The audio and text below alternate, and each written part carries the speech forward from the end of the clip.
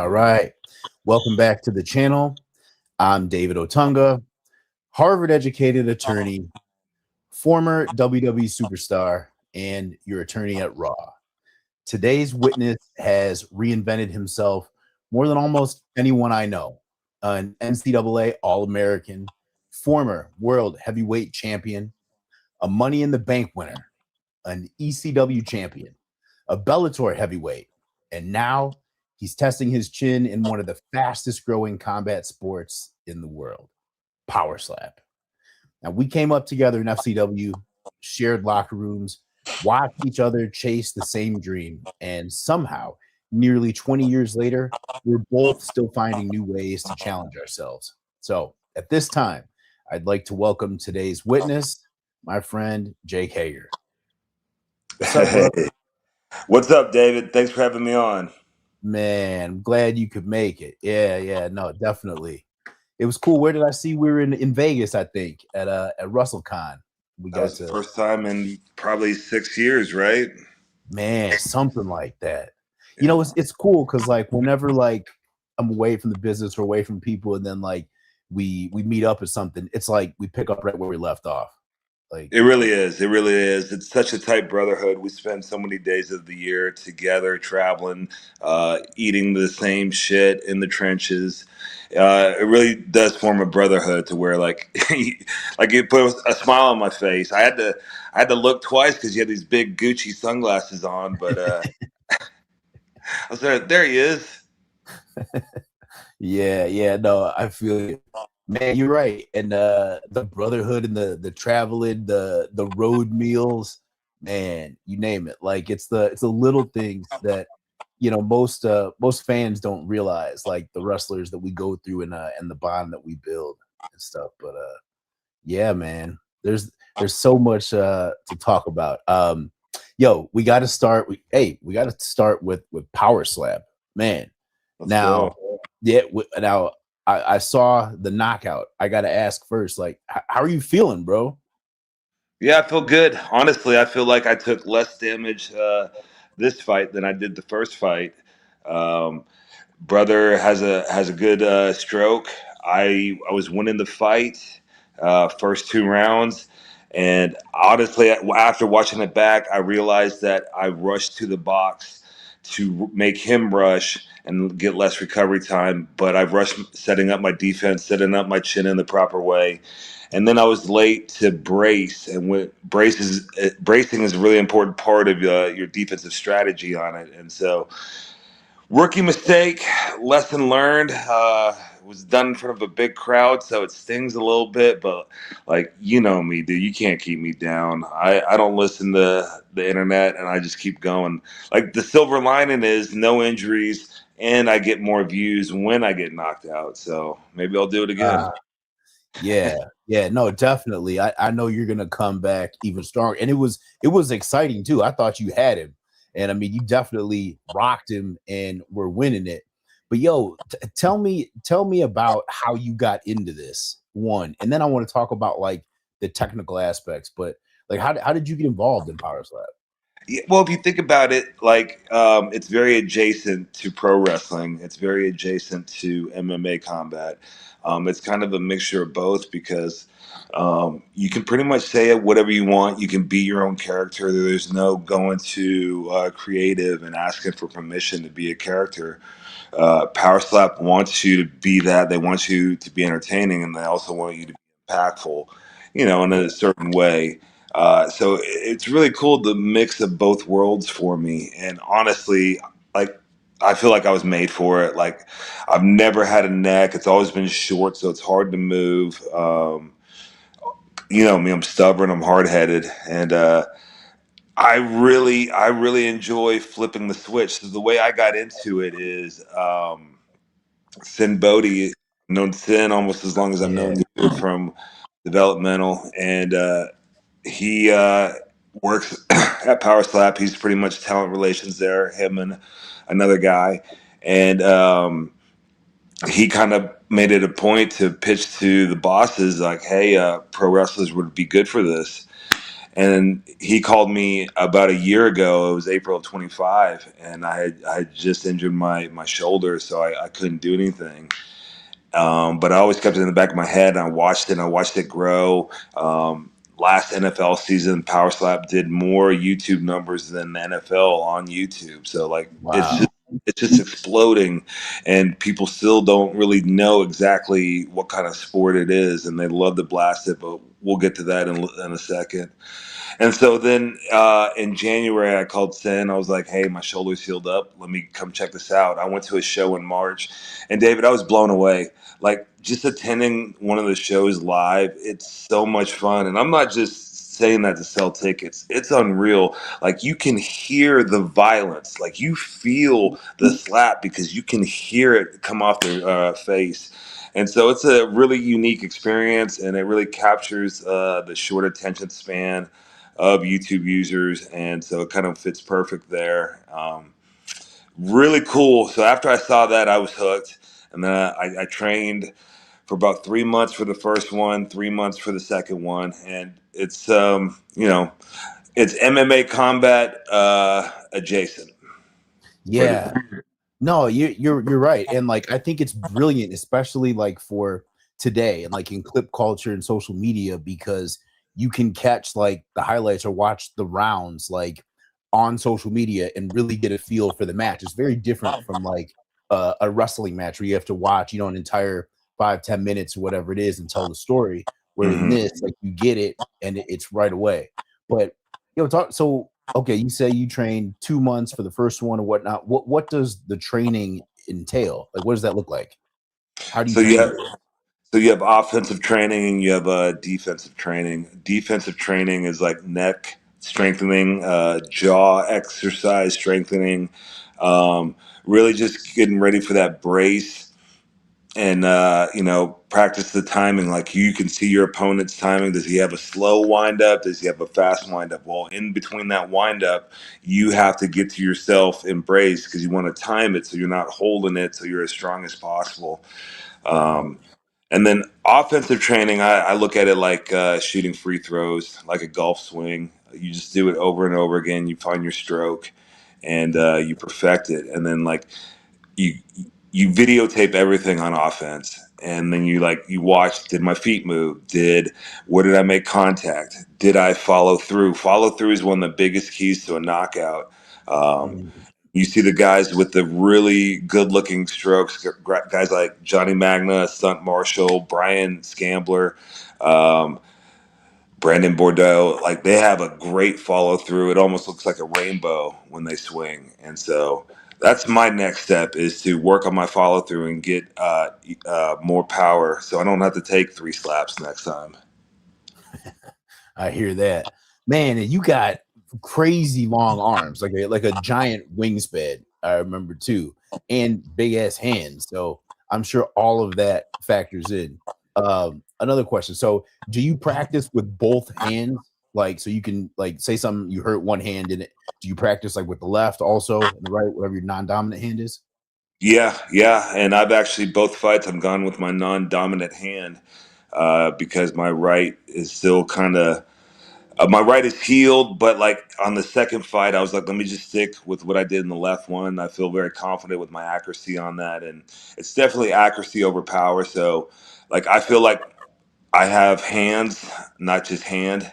So I'm confident using both, but I think a lot of people do train both, and it's also like you can use it as a strategy too. You can go like right on one and then left on two, and it messes with their defense a little bit. And in the bigger matches, I think you'll see guys do more elaborate strategies when it comes to offense.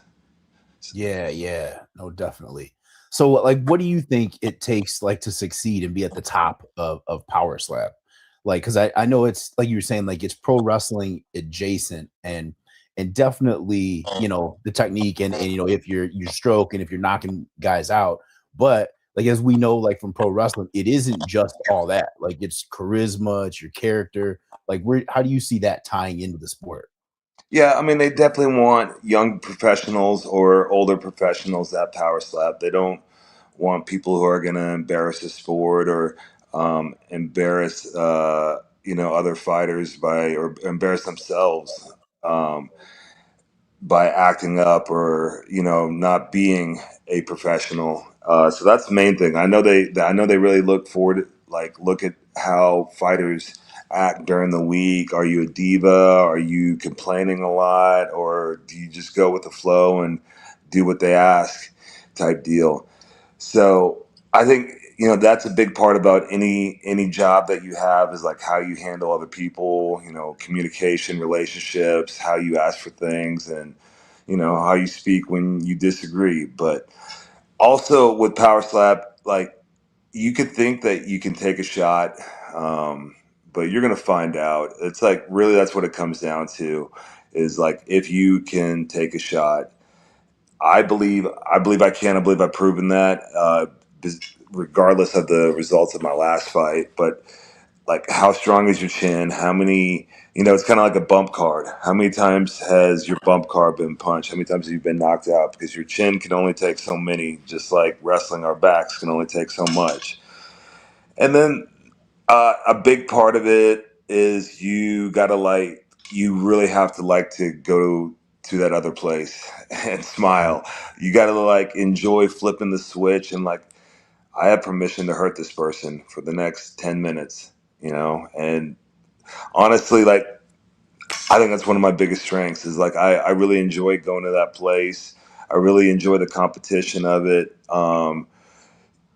Definitely need to remain calm. There's a lot of people talking trash up there, wanting to be characters. There's a time and a place to talk trash, and that's after you win, not during the fight.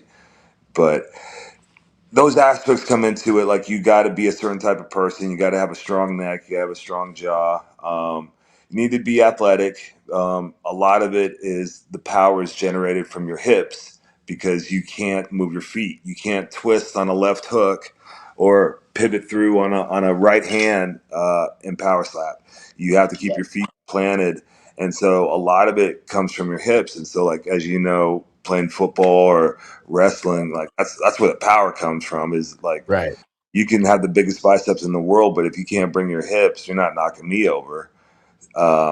And so I, give a lot of credit to Division I football. I'm Schmitty built. Shout out Jerry Schmidt, the Oklahoma men's football Division I strength conditioning coach. I'm rambling, sorry, but No, you're good.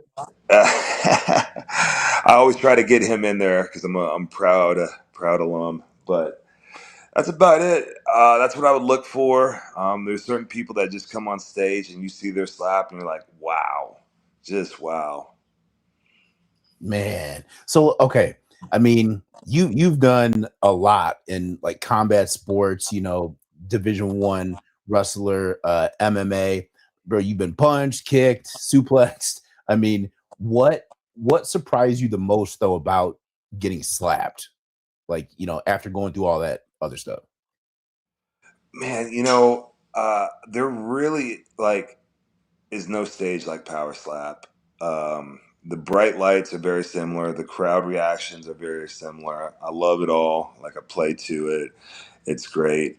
Um, but when you're up there on stage and you're defenseless, it's a defenseless combat sport. Yeah. It's a different feeling where you just got to know, like, you ain't knocking me out. Even though I got knocked out, but that ain't gonna happen again. But it's really cool, like, because you can just hear it, you feel it. Honestly, I feel like they don't hurt. Like, they may leave a bruise, but it doesn't hurt. Even on the knockout, it doesn't hurt. Um, it's just different the way. I think the crowd is so, like, brand new to it. Their reactions are so much greater. To the knockouts, to the big blows, and they really get into it. And I think if you can play to them in certain ways, they'll get behind you. Yeah, definitely. Man, that's some I want to go check out a live show. Um, so tell me this then. What's harder? Taking a power slap or one of Big Show's chops? Oh my god, Uh, I'm I'm gonna be honest. I think one of Big Show's chops is pretty Wow. much up there. Is he mad at me or are we cool? Is the question. Yeah, exactly. Shout out to Show, man. Yeah. I took plenty of those. He's somebody, man, he could do well in the sport, maybe. How do you think Big Show would do with his size and frame? I mean, he would definitely be one of the biggest super heavyweights in there. He'd definitely be the tallest. They got guys 400 pounds in there right now, and they're scary. They're definitely scary. I made sure that there was two heavyweight weight classes before I signed on the line. I was like, there's guys bigger than me, right? Super heavyweight. I was like, okay, I'm staying down here. I like that. Um, but bro, man, like I was telling you, like when I first saw you were doing this, like I popped so hard. I think it was Instagram or something. I was like, oh shit. And like you're perfect for this. And so I started watching, and like I was telling you, like one of the things that always stuck out to me is like you remind me of myself in a certain way. It's like you're never afraid to like reinvent yourself and become a beginner again. And I think that's awesome. Like going from amateur wrestling to WWE to MMA, now Powerslap. Like what what do you think it is that that lets you be comfortable in those situations, or that drives you to keep, reinventing yourself and trying new things? Oh man, thank you. I feel like that's a great compliment, especially for one of the boys in the back. Um, to be honest, when I was younger, I wasn't the greatest athlete. I had to learn. Really? I Wow. had to. I had to learn how to be coached, and so Okay. because I wasn't the greatest athlete, I needed coaching. And luckily, I grew up in a town that had really good coaching. And so I feel like from an early age, I learned how to like shut up, listen, and just do something over and over and over again until I got good at it. And, success in high school, turned me into a better athlete. And then I was able to take that into at the University of Oklahoma. I started at football, was doing okay. Then I wanted to switch to wrestling, and I was able to switch sports like that, just because I just like I could go into a place, I could sit down, I'm like, teach me the rules. Okay, now I'm gonna beat you because I'm gonna do it over and over again. And I've done that. Like when I left WWE to go into professional MMA, I didn't have any amateur fights. I just relied on my college background wrestling career. Like amateur wrestling in college is very similar to MMA without punches. So one thing kind of just built to the other and built to the other. And honestly, like the one bit of confidence that I get is from going live on Monday nights for pro wrestling. Because if you can go on live television, especially in your spandex, you can do anything. You can take that confidence anywhere. Because like I don't think people understand the pressure that you're under to make your segment time, to get your spot in, to get your moment, to, the whole point of the whole segment is to have that moment to get somebody over. You want to nail that. It's a lot to do in like 9 minutes. And so I take that confidence everywhere. I took it to MMA. If you saw me, I was smiling when they closed the cage door because I knew I was about to have a lot of fun. And so it just kind of built and built and built. And now I'm at the point to where I just know I'm going to perform at a high level. Did I perform at the highest level at my last fight? No, I made a mistake. But I know I'm going to perform at a high level every time I go on to any stage now because I know how to be coached. I know what to look for. And dude, I just want to win. Like I hate losing. I hate losing even more than I love winning. And so uh, I don't know. I got that dog in me. I guess I should put on some houndstooth. Definitely. Bro, I love hearing this. So, and this is great advice, like for any athlete coming up, whether it be a professional wrestler, somebody trying to get into MMA, somebody who plays football or basketball. But it's what you said about, like you said, you weren't even the best athlete, but it's learning the basics and the fundamentals and just repetition after repetition. And then eventually, like it builds that confidence. You can take that anywhere because it's like building self-discipline. And man, I feel the same way. Like after being in WWE and learning like how that works and everything that you have to do in a match, hitting your times, getting the moment, getting yourself over. Like you may have a promo, impromptu promo, and if a spot doesn't work, you may have to improvise. Like that is easily, one of the hardest things I've ever done. But man, it builds competition, or it builds confidence. I'm sorry, that you can take into anything. And in Yeah. any other competition where, like, I feel you, like, then when you're in MMA, you step into the cage, you just have to compete against somebody. You don't have to worry about hitting the times or the hard cam or anything like that. Man, I think that's just such great and valuable advice. Like how early did that start? Did that start when you were learning football, or like when you started wrestling, like when you were younger? Um, I always had a passion for wrestling. I admired my two cousins, and they were about 10 years older than me, and they were badass wrestlers from North Dakota. I moved to Oklahoma when I was 4, so like I already had the bug. I happened to move to the wrestling capital of the world, Perry, Oklahoma. More state titles than any sport across any school of any size in high school in America, flex. Um, and I, like I don't remember when it was. It was probably in junior high when I was struggling, and the high school coach was a 3-time All-American from Nebraska. The assistant coaches were great, but they were college coaches that we had in junior high because he was from Perry. And so there was no punches being pulled. If you sucked, you had to hear that you sucked, and more than likely you heard about it in front of the whole team. And so I think, going out there competing, giving it your all, and then coming back and having to listen to the mistakes you made is a real character building thing about professional sports. Um, like the wrestling mat doesn't lie, the football field doesn't lie, the basketball court doesn't lie. The results are the results. And like, if you're not happy with them, then you need to, find a way to change it. And sometimes, like, listening to your coach and hearing the hard things is the hardest thing to do, but it's also probably the best thing that you can do. Because I always took it from my wrestling coaches, and I tell my kids this today. I'm like, how's coach? And they're like, she's mean. She's honest all the time. I go, that's because she cares. If she said nothing, she doesn't care. She's just floating through practice. She doesn't care. If they're yelling at you and they want you to do something better, they care. That's a sign of a good coach. And so I think about seventh grade, I realized, like, hey, shut up, listen. And then I saw results and just kept on believing in them, you know. Yeah, definitely. And I mean, it's carried you far, that's for sure.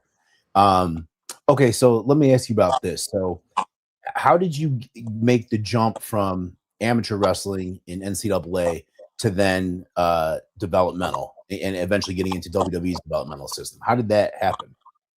Yeah. So my last year in college, I was a Division 1 All American. I knew Jerry Briscoe and Jim Ross. Okay. From like my sophomore year on in college, we would have dinners at each other's houses, barbecue with me and other guys, and they always said, "Hey, when you get a degree, give us a call, and you can have a tryout."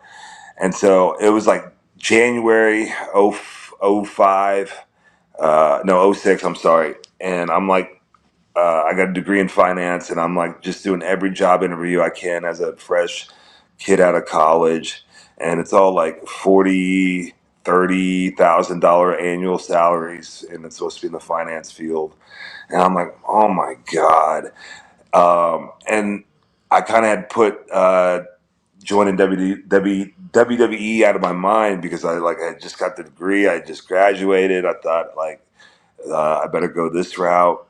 And then I didn't like anything, so I called them. They set up a trial at Deep South in Atlanta. I flew out there for a week. I got the job the next week. I moved everything from Oklahoma to Atlanta in a month, and that was the summer of '06. And you know, I had a weigh in. A lot of times it's the people and not what you know. I was brand new to it. I've been to wrestling shows, but like the first time I rolled into a ring at Deep South, it was the first time I had done it. Um, but like it was cool. Deep South was great for me because we were doing 2-a-days. It was Bill DeMott and fuck, he's gonna kick my ass. I can't remember his name. I'll get back to it. But we were doing 2-a-days, and so it was great for me. I'd never been in a wrestling ring, so I'm just learning technique at technique. We're not worrying about shows or working a crowd part of it. And I did that for 6 months straight. We had a couple shows. I was pretty bad, and then in January of '07, moved to Louisville for OVW. Was there for 6 months under Al Snow and Danny Davis, Robert Gibson. They even had Dr. Death, Steve Williams come work with me. Like, what an honor. Wow. Got the tag team with Doc at Six Flags in Louisville. It's That's a great dope. photo. It's a great photo. And so I was there for 6 months, and they were running shows 4 days a week, like all over Ohio, Kentucky. And so that was like the next phase, learning the crowd, live event type stuff, telling stories.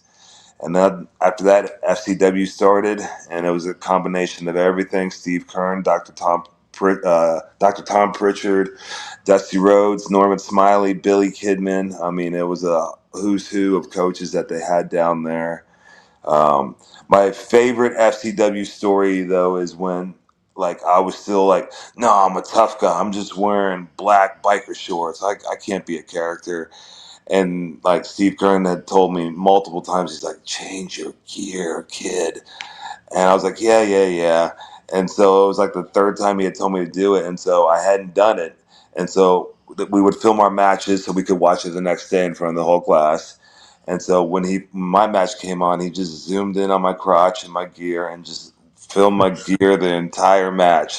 And, that's an old school way. That's a great way of getting your point across. And it definitely, I was at the gear lady that day, that afternoon. Oh man, shout out to those guys, Steve Kern. Oh man, those guys were great. So what was your first reaction like getting to FCW?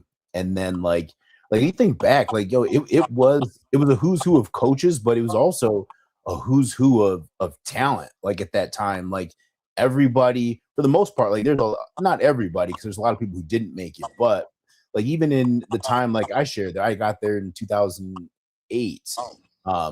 But man, yourself was there, Sheamus, Drew McIntyre, the guys from the Shield ended up being there a little bit after me. Bella, But what was just Bella twins were there. Power Twins? Yep, yep. Yeah. There was a bunch of divas that came out there. I would say when I was there, we had like 3 rings and they were pretty much full.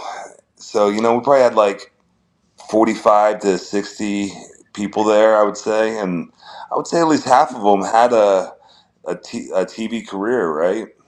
Seems like it, yeah. Yeah. Yeah. I mean, you have your handful of people who I remember being there, like there's your handful of people who were like, wait, why are they here? Like there was the one guy, Gustav. I don't know if you remember him.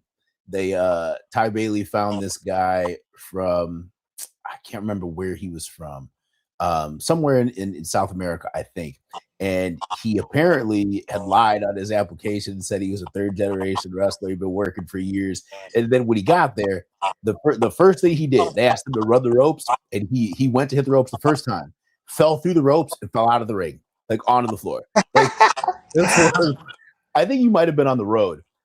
He clearly had never worked before, and it was so wild. Like he almost seemed like a comedy character. Like this was Curb Your Enthusiasm or something. Like they sent him there just to mess with us, or Candid Camera. But yeah, anyway. That being said, it took them about I don't know 2 months before they realized, all right, they made a mistake and they had to let the guy go. So yeah, there was the mix of there he is. There's a mix of super talented guys, and then you had the guys who weren't necessarily so talented. This dude was a nice guy, but like he didn't. And actually, that's probably the best I've seen his physique look, to be honest. Hey, my neighbor's a nice guy. Doesn't mean he belongs in the fucking business. Exactly. Oh man, yeah. There's a number of fellas Yeah. like that. Oh, I remember the name. I don't remember the face now that you pull it up there, but I remember the name for sure. Gustav was a legend, an absolute legend, though. Oh my gosh. But talk about like the coaches. Like what do you remember about working with Dusty Rhodes? Because to me, that was always one of the coolest experiences, is just getting to learn, from Dusty and promo class and stuff. But what was that like for you? Oh man, I mean, definitely an honor. I mean, you just have to say his name. He's probably Mount Rushmore in the wrestling world. I can remember once I was up on TV, and he was backstage for a Raw or a SmackDown, whatever one it was, and he just came up to me. This was like after my debut, and just gave me the biggest hug. And he had like the smile on his face. And he was just so proud. And dude, I can't explain how that made me feel. I mean, that was just awesome, surreal. Um, because I was very, very much like, coming from like a shoot background, so like the entertainment part of it, being a character, saying things naturally in the script or the promo, that was definitely the mountain for me to climb. And so like, luckily I had someone like Dusty to kind of break the ice a little bit and show me, babies, this is how you do it. That's pretty good. Yeah, Oh that's all. wait, no, go ahead. Go ahead. I know that's all I'm gonna do. No more impressions. It's better than mine. But you make a good point though. Like the fact that you're an amateur wrestler, like a very accomplished one. Like you're a real shooter. Did that help you or did that hurt you? Like when it came to WWE and like pro wrestling, like having a real shooter background. I think it helped me. I learned the technique very, very fast. Like I did a flip bump on like the first day of practice, and I nailed it. Like, to me, pro wrestling is very much like amateur wrestling practice, because in amateur wrestling practice, you're only as good as your drill partner, because your drill partner has to put out energy and he has to give you a realistic look, like say 60%. He's not going 100, because you're trying to feel what it's look like it really is to get a double leg, and you want to feel the resistance, you want to feel like the actual reaction of what you're expecting your opponent to do. And so it's a little bit of a dance, in the same way that pro wrestling is. And so like I was able to relate matches to that very quickly. Um, it was the entertainment aspect of it, and then of course storytelling in pro wrestling is very difficult, and it's very fascinating, and it's one of the things I love about pro wrestling is like the classic good versus evil, but like how are you going to tell it, and then how are you going to be evil, and there's so many different ways, like depending on the crowd. So I found that part very cool. But I definitely had to learn a lot about it, and definitely learning more about being a character and not being so tough guy. Yeah, definitely, Yeah. definitely. And I mean, we talk about that too. Like so in amateur wrestling, like how much different is it when somebody's actually trying to beat you, whereas in pro wrestling, it's not. Like it's a dance. Like you're trying to tell a story. But how different is that from a performance standpoint? Yeah, it's pretty opposite. I would equate someone trying to beat you in amateur wrestling to the politics in the back at pro wrestling. That's where the people are Mm. really trying to beat you.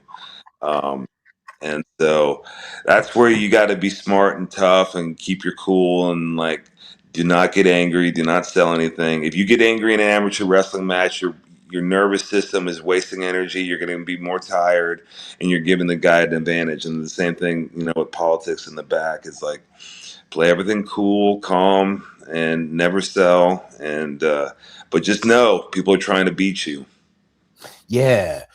Let's talk about that too. I don't think a lot of people realize like how important the politics in the back are, because like I would say like a lot of guys that I saw who didn't make it or who got let go, it's usually had to do with backstage politics. Like it, for the most part, it wasn't necessarily what they were doing in the ring or on the show, but like they could be performing great, but if they played the politics wrong backstage, that ended careers faster than anything they did wrong on the show.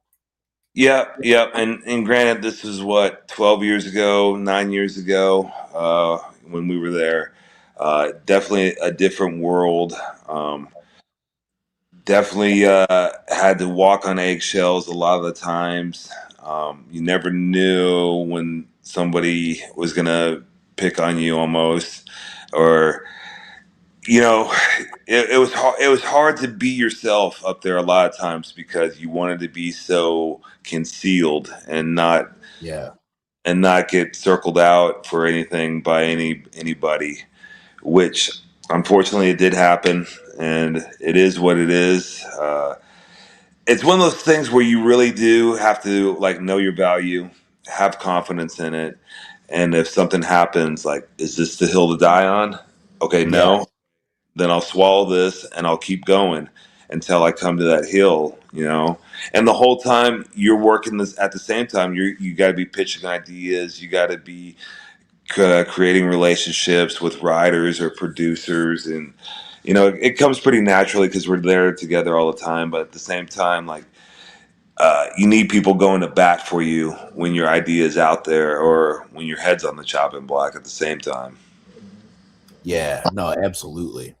Absolutely. And you're right. Like it kind of creates this mentality where I think guys are kind of closed off sometimes. I know that's how I felt. Like, sometimes I'd be afraid to totally like even share like personal stuff because then somebody could weaponize that against you, or you never know who was jealous of you or your spot. Whereas it's so interesting because like in this business, we rely on our coworkers so much. Like in order to make a match successful, like we have to work together. So you would, and there is such a brotherhood, but the sinister side is that people will stab you in the back just to get ahead. Like that's just how it is. I mean, it is business. It is a business at the end of the day. So yeah, always got to keep your head on a swivel and stuff, man. Yeah, But it's like the old road dog saying, "Hey, everybody's a snake, including me. It's just some people I don't bite." that's good, actually. Yeah, That's good. Yeah, I could see that. but Um, man, okay. I want to ask about a couple things. Like, so take me back. What did it feel like winning Money in the Bank and then eventually cashing it in and becoming a world champion? Like what was that like? Like, when did you find out what was going to happen? And just take me through that whole ride. yeah, definitely very exciting. I found out maybe a couple days before I flew out to Mania that week, and so I was That's pretty cool. excited. Still, what that was 2010, so a year and a half, 2 years on the road, so still very green, almost like these NBA teams, like the Spurs. They didn't know what they didn't know what they didn't know because they're so young. Or I forget how that phrase go. What they're supposed to know, but like I didn't know what to expect. I thought we did all right. We definitely could have done better, I guess. I thought, being world heavyweight champion, I'm on a list with some great names, and that can never be taken away from me. So I'm very proud of it. Um, I'll tell you what, a 15-foot ladder in front of 100,000 people, you do not want to take another step if you don't have to up. I was I bet. I got long arms, and I didn't want to take another step up because I was scared of heights, and like seeing all the people around me, I was like, ah. Man, That, golly.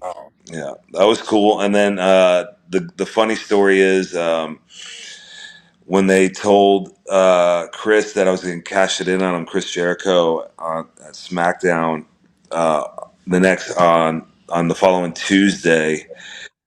He looks at me, like pokes me right in the chest, and he was like, "You better not fuck this up." I love Chris. He's awesome. Shout out to Chris. Yeah. Yeah, he's dope. Okay, so let me ask this. So then you win the championship. Now, did that make it more fun, or was it just more stressful being the champion? Definitely more fun.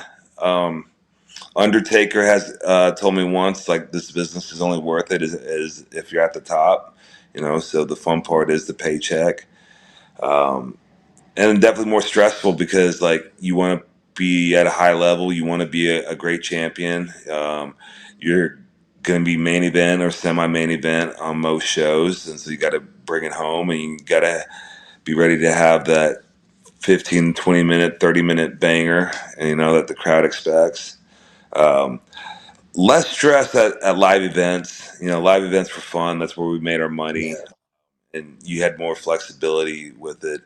But you're driving pay-per-views, you're driving ratings week to week when you're the champ, and so it's definitely more stress. But I think certain people who become champion want that. They want the pressure, they want the responsibility, and I think that's what drives them.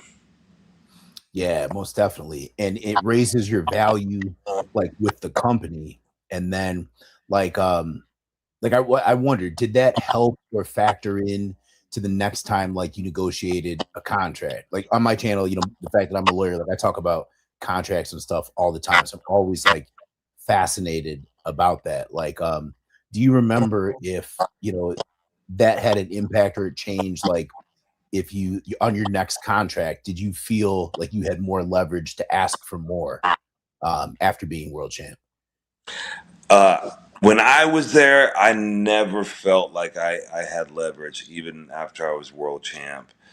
I felt like every time, at least like the first 4 years, I felt like every time, cutting season came across, like I was legit worried that I was going to be on there because they had so many people coming up, so many people cycling through.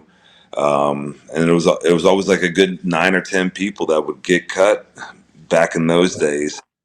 Yeah, And so it was kind of like, man, one, I was young. Two, I had no management. Three, young kids, wife at home, uh, mortgage. I didn't feel like I had any room to like say no, and then I was just gonna hope that like I kept getting booked and kept getting booked, and um, would make more than what was on that actual contract. And every year I did make more than the actual bottom whatever they gave me, but a lot of work. yeah, and that's and what you said like about that time. That's how I feel like everybody felt was that nobody ever felt safe or like they had leverage, and like that's wild. Like you're a world champion and still like fearful for your job, but like you're not the only person who felt like that. I feel like that was everybody. And like the fact that most people didn't have managers or agents or anything like that, like to negotiate their contracts. Yeah. Whereas like for me, the fact that I am a lawyer, like I was aware of my contract and stuff, but at the same time, like I knew that I would have liked to have a manager, an agent at least handle that, but it was frowned upon. So then it's like this whole balance, like, all right, do I push and involve my agent, or am I going to shoot myself in the foot because that's going to rub the office the wrong way, and then they're not going to be as high on me, not book me right, or not use me at all. Hmm. So then it was more so like and you've got to put a lot of trust in the office. But is that wise? Because I mean, No. you're basically giving them the power. But but that's the thing, is it's a position where they had all the power, so there Yeah. wasn't really like much you can do. Whereas like nowadays, I'm happy to see that more talent, are having agents or managers, or at least a buffer, somebody to look at their contracts and stuff, because the average talent doesn't know anything about royalties or merchandise or IP. Yeah. So And it's there, and there's certain parts of those conversations where I feel like it's important that the talent doesn't hear the other side or how they speak, and then, the agent, the manager can interpret it all. And that way, like, the relationship doesn't get frayed from the negotiations. That's exactly. I'm with you on that, because I feel like that was part of the problem, and why they had so much leverage, is because it's almost like two friends, like, or mixing business with like family or friends, where you need to have a buffer that is just business, so it doesn't damage the personal relationship, because you don't want to fight hard for your worth, but then to, in a way, create animosity there, where then they don't book you right, or there's a personal issue between you, because that was far more powerful than whatever was on the contract. Whatever was written on the contract is one thing, but it's all the interpersonal relationships and the politics that matters even more. That's a good point. That's a very good point. Unfortunately, it was like that. I think it's different now. There's multiple television networks that are multiple wrestling programs on television networks now, and so it it's great for the boys. I think it forces all wrestling programs to come a little bit more correct with how they pay us. We still need a union. We still need 100% a union, but that's another four-letter word. But I imagine at the rate we're going now, I think down the line, I could see it happening for the boys.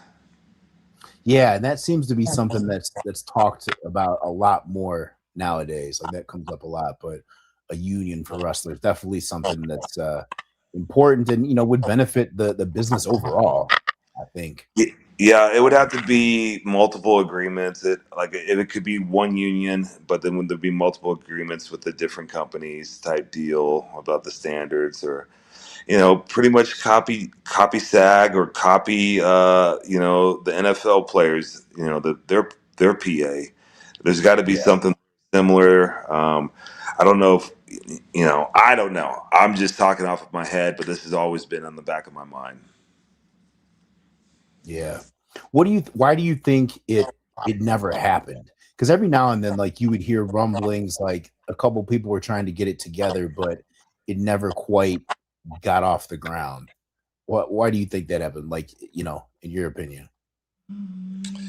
Um, I don't know. I'm just speculating, but I would speculate that because they would treat someone the same way as you just mentioned about bringing your manager or agent into it. Like, if you brought up union to the powers that be, I imagine they didn't want the status quo to change, Yeah, and maybe it would, they would do things to make sure that it didn't change if that was an issue. I could. yeah. That's as vague as I'm saying it. But I feel you. I feel you. I agree. Um, and it would be a big endeavor. Like, you'd have to have everybody on the same page. You'd have to have somebody knowledgeable spearheading it, and like, yeah, it's not an easy thing. But maybe someday it'll happen. I feel like things are in a better place today than they were 10, 12 years ago. Oh um, yeah, oh yeah, oh yeah. I feel like it's or at least I hear it's a different world, um, at the Fed now. Yeah, that's what I'm hearing too.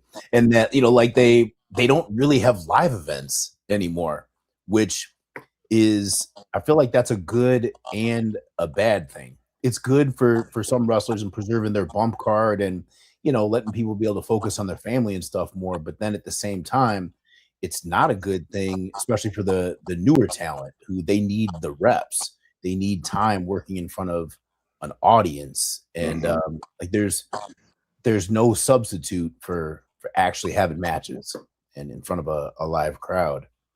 Yeah, and not a developmental live crowd, an actual live crowd.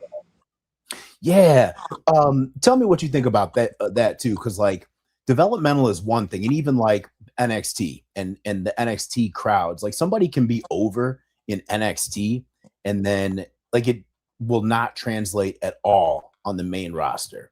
And some of the times, like even for myself, like I can see it. Like, okay, something that works. Like there'll be a guy they're really high on in NXT or whatever, and oh man, he's so over down there. The crowd, they love this catchphrase or whatever.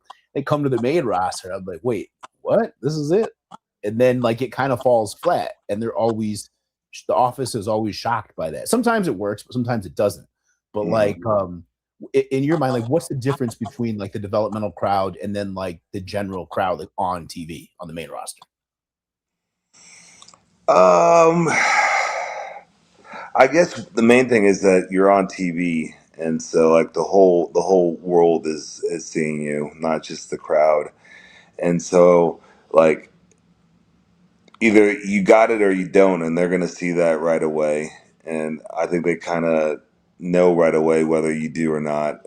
But as far as the differences, I don't know. Like, can you get away with more stuff in a smaller crowd? Maybe. The smaller crowd are probably more regulars that can like come to the shows, and so like they're obviously more into it. Yeah.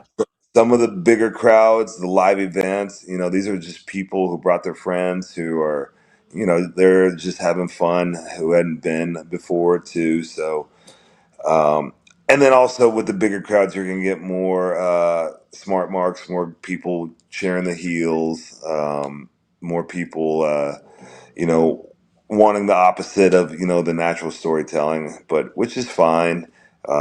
You play to them all different ways.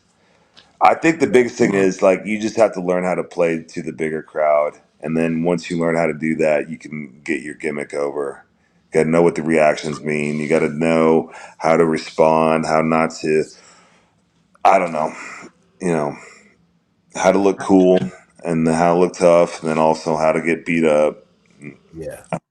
Yeah, all of that. And I think you're right too. I think the smaller crowd plays into it where, you have people that come to NXT arena or whatever it is, developmental arena week after week, and they get to know a talent, and it's kind of like they're invested in the talent personally. They probably, talk to them after the match, sign autographs, and they want to see them do well. So Yeah, whatever their gimmick is, like people will get behind it, which isn't necessarily the same as being on the main roster where you're in a different city each week and for each show, and those people aren't familiar. Like then it's more so like your performance or the individual's talent has to be top notch where it makes everybody invested, because the gimmick that they're getting over week after week to the same crowd is yeah, different, because this is now a much larger scale.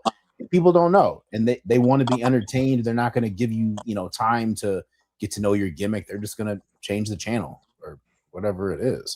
yeah, yeah. I agree. I agree. And like every crowd is different. What works tonight is not going to work on the same on a different crowd tomorrow night. Like you could do the same thing tonight, and they cheer it. You do it the tomorrow night, and they boo it, and you're like, what the heck? But it's just the way it is. Yeah, And you got to be able to move on to the next arsenal, the next weapon in right. the arsenal.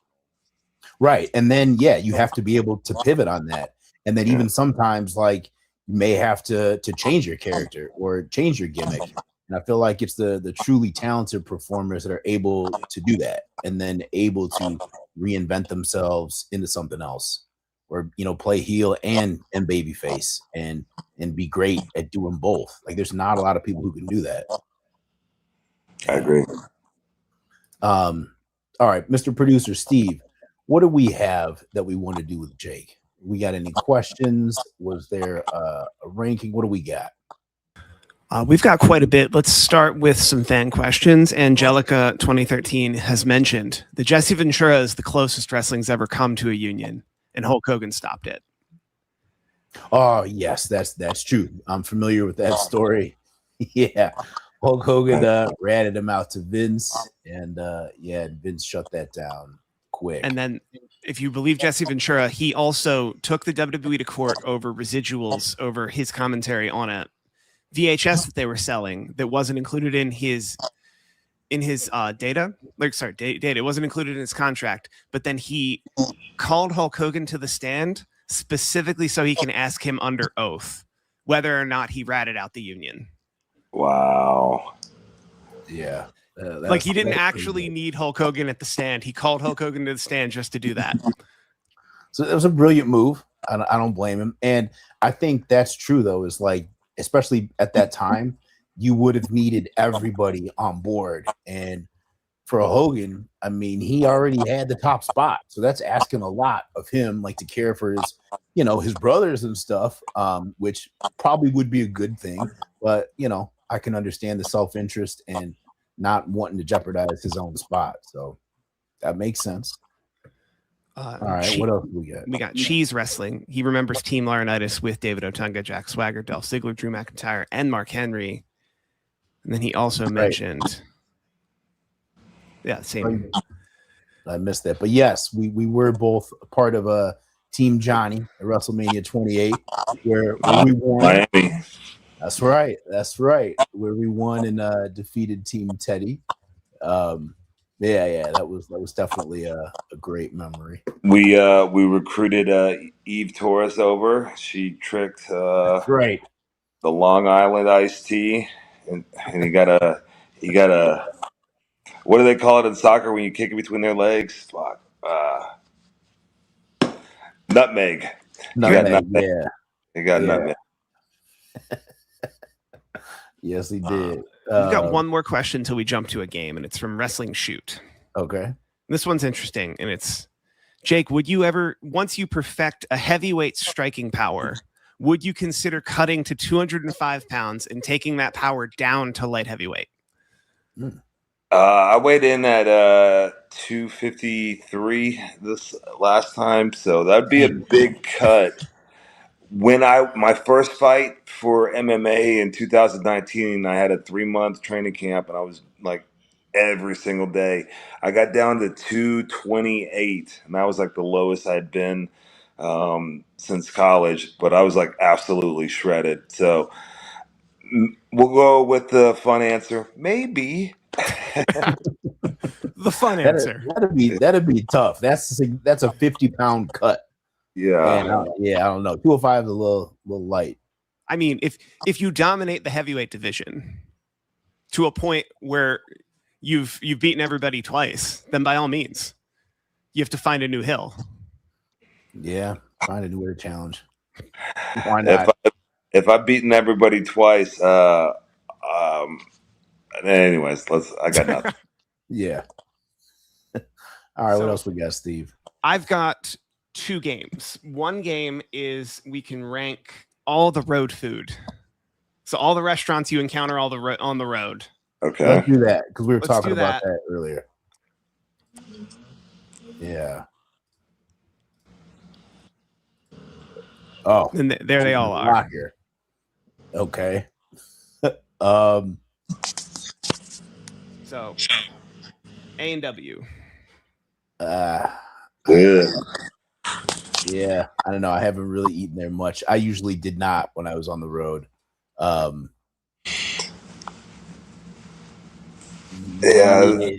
what is it? 0 is the lowest, and then 10's the highest. It's A through F or never had it. Okay, I'm gonna let you go first, Jake, and then I'll let you pick a place, and then if I've had it, I'll chime in, or we'll go. Oh, I see a couple of my favorites on here though. I'll go D. I mean, unless you're D for desperate. Yeah, I'm cool with that. I can't really see them. I'll call them out for you. Okay. Yeah, that'd be better. So we've got Arby's next. Arby's does have decent beef. That's what she said. Yeah. Yeah. I'm gonna say okay, so it goes C, B, and then the best that's the A tier. I'm gonna say Arby's is probably a C tier for me. Yeah, I agree. Baja Fresh. This is mine, I guess. I've never had Baja Fresh. I've had it. I'm gonna say that's also probably a C tier. Like you can order like pretty healthy stuff, but no shade to them. It isn't the best seasoned. Like, yeah. So yeah, C tier for Baja Fresh. C tier right up there with Arby's. And then I moved Qdoba all the way up because Qdoba is very similar to Baja Fresh and it's very similar to Chipotle. I'm going to find Chipotle in a second. Well, have either of you been to a Qdoba? I have. Yeah, I like Qdoba. So I'm going to put them on the B tier. Qdoba was pretty good. Yeah, I like Qdoba better than, well, I like Moe's better than Chipotle or Qdoba, but Moe's, Qdoba, Chipotle. Is there a Moe's on this list? Because Let me check and see. I don't think Moe's made the list. Yeah, it's right there, right by McDonald's. Oh yeah, it is. Oh, there it is. So welcome to Moe's. Yeah. So are we going? Or is this going to be our first best with Moe's? I'm cool with that. I like Moe's a lot. It's Moe's. I would pass up other places to go to Moe's. Yeah. And then we put Chipotle similar to Qdoba. Yeah, sure. I think it is. Yeah, I like that. Blimpie. Never ate it. Never. Yeah, if I'm being honest, yeah. You got your color scale backwards though. Shouldn't the best be like green and then it should. They're or is this like caliente, like the hottest food? I think they're going the other way, that it's like the fire, the hottest food. Oh, and then like green is like puke. I got you. Now this is when we're on the road, like traveling, right? Okay. Yeah. On the road traveling generally. Because my philosophy is different. Like I try to eat leaner. I try to be a little bit more healthy, eat cleaner. So like I see you got Quiznos up there. Now, if I'm not working, Quiznos is great. But if I'm on the road and I got to be on TV in spandex, nah, Quiznos is going to be, I'm sorry, that's going to be C or D tier. Probably C tier. So we're going, because Blimpies came up, I sorted all the sandwich places. So now Quiznos, we're going to put it C tier. We good with C tier? No. Lower? Lower. Yeah. Let's go D tier, A&W. Yeah. Oh, yeah. D tier. I'm sorry. D tier. Yeah, that's what I'm looking at. I would say Subway is C tier just because it's so easy to get and it's always there. Yeah. Okay. Now I'm seeing the criteria. It's like C tier is stuff that I'll get because it's easy, but then it's not necessarily my favorite. And then the tier above it, B tier, that's preferred. And then the best, that's where I'm excited. Like if I see the place. Yeah. All right. So where does Jersey Mike's rank against Subway? Would be the easiest way to go from here. That's going to be lower than Subway for me. Yeah, I'll put it with Quiznos. There we go. So this is the Battle of Pennsylvania here. We've got Sheetz versus Wawa. We'll start with Sheetz. Horrible. Garbage. Wouldn't feed my dog. Oh, man. That sounds like our first F tier. That's Carver's absolute favorite. Oh my God. It's the Sheetz is the shits. I'm telling you, like, I've never even heard of the place. And we were on the road, and Tarver started going crazy about this place, Sheetz. I thought it was a restaurant. It's a gas station. Yeah. And yeah. But anyway, all right, I'm cool with that. So Wawa, also a gas station. I always got very excited when I got to eat at a Wawa. All right. Are we A or B on Wawa? Not A. All right. My Philly's coming out for a second. I was like, we're going to put Wawa in A? We should do it. And then last for the sandwiches, Firehouse Subs. Yo, is that the same place? It used to be in Tampa. Like, Yes. yeah, because I remember a lot of the boys used to go there. Like when we used to have lunch break, like everybody would go to Firehouse. It was all right. That'd be like a C tier. Yeah, I agree with that. I mean, it's right there with Quiznos, Jersey Mike's. They're all kind of the same. Yeah. So lower than Subway, or yeah, you said C tier. There we go. Yeah. All right, we got through the sandwiches. Now we got Bojangles. This is very regional. Good spot. Never a fan. Yeah, if I'm on the road, yeah, I gotta put that low, man. Put that D tier. All right. Yep. I don't know if I've seen one in 10 years, but Boston Market. Oh, that's the way to my heart. Oh, I was waiting to let you answer first because I was gonna tell you this one here, this is top tier. This is top tier. I'll agree with that. Yeah. Boston Market on the road. That's like 5-star dining. I can't even tell you. I'll go in there and stock up. Like you can get healthy food, man. The sweet potatoes, the meatloaf, Yeah. chicken. Yep. The turkey, the green beans. Tell you, Boston. Don't sleep on Boston Market, man. I think we just became best friends, David. Yeah, Boston Market, man. So we got Burger King next, and then I'm gonna drag all the burger places together while we talk about Burger King. If I'm being honest, they're kind of all similar to me on the road burger places because I'm only gonna go in and get like, a grilled chicken sandwich if they have it with no bun. Maybe. I mean, this is like 12:30. You're just walking out of the show. You got a 3-hour drive. What's open? Burger King. Okay. Yeah. I'm with that. So Burger King C tier. D tier. Yeah, D tier. D tier, and then Carl's Jr. higher or lower than Burger King? Same. Yeah, same. And then I'll put that over here with the chicken. We're not there yet. Checkers. If you've ever been to a Checkers. That's below. I'm cool putting them below. Let's put that like F. Yeah. F next to Sheets. Move that with the chicken. We got Jack in the Box. We're gonna put that similar to Burger King.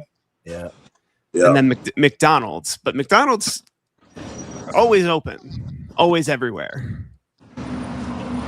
They got a special place in my heart too. So I'll say C tier for McDonald's, just because I would choose that over any of the other ones. Yeah, same actually. And now I've kind of tiered out the burger quality in general because now we've got In-N-Out Burger. If there is In-N-Out, I'm gonna put it, probably still C tier, or maybe. Ooh.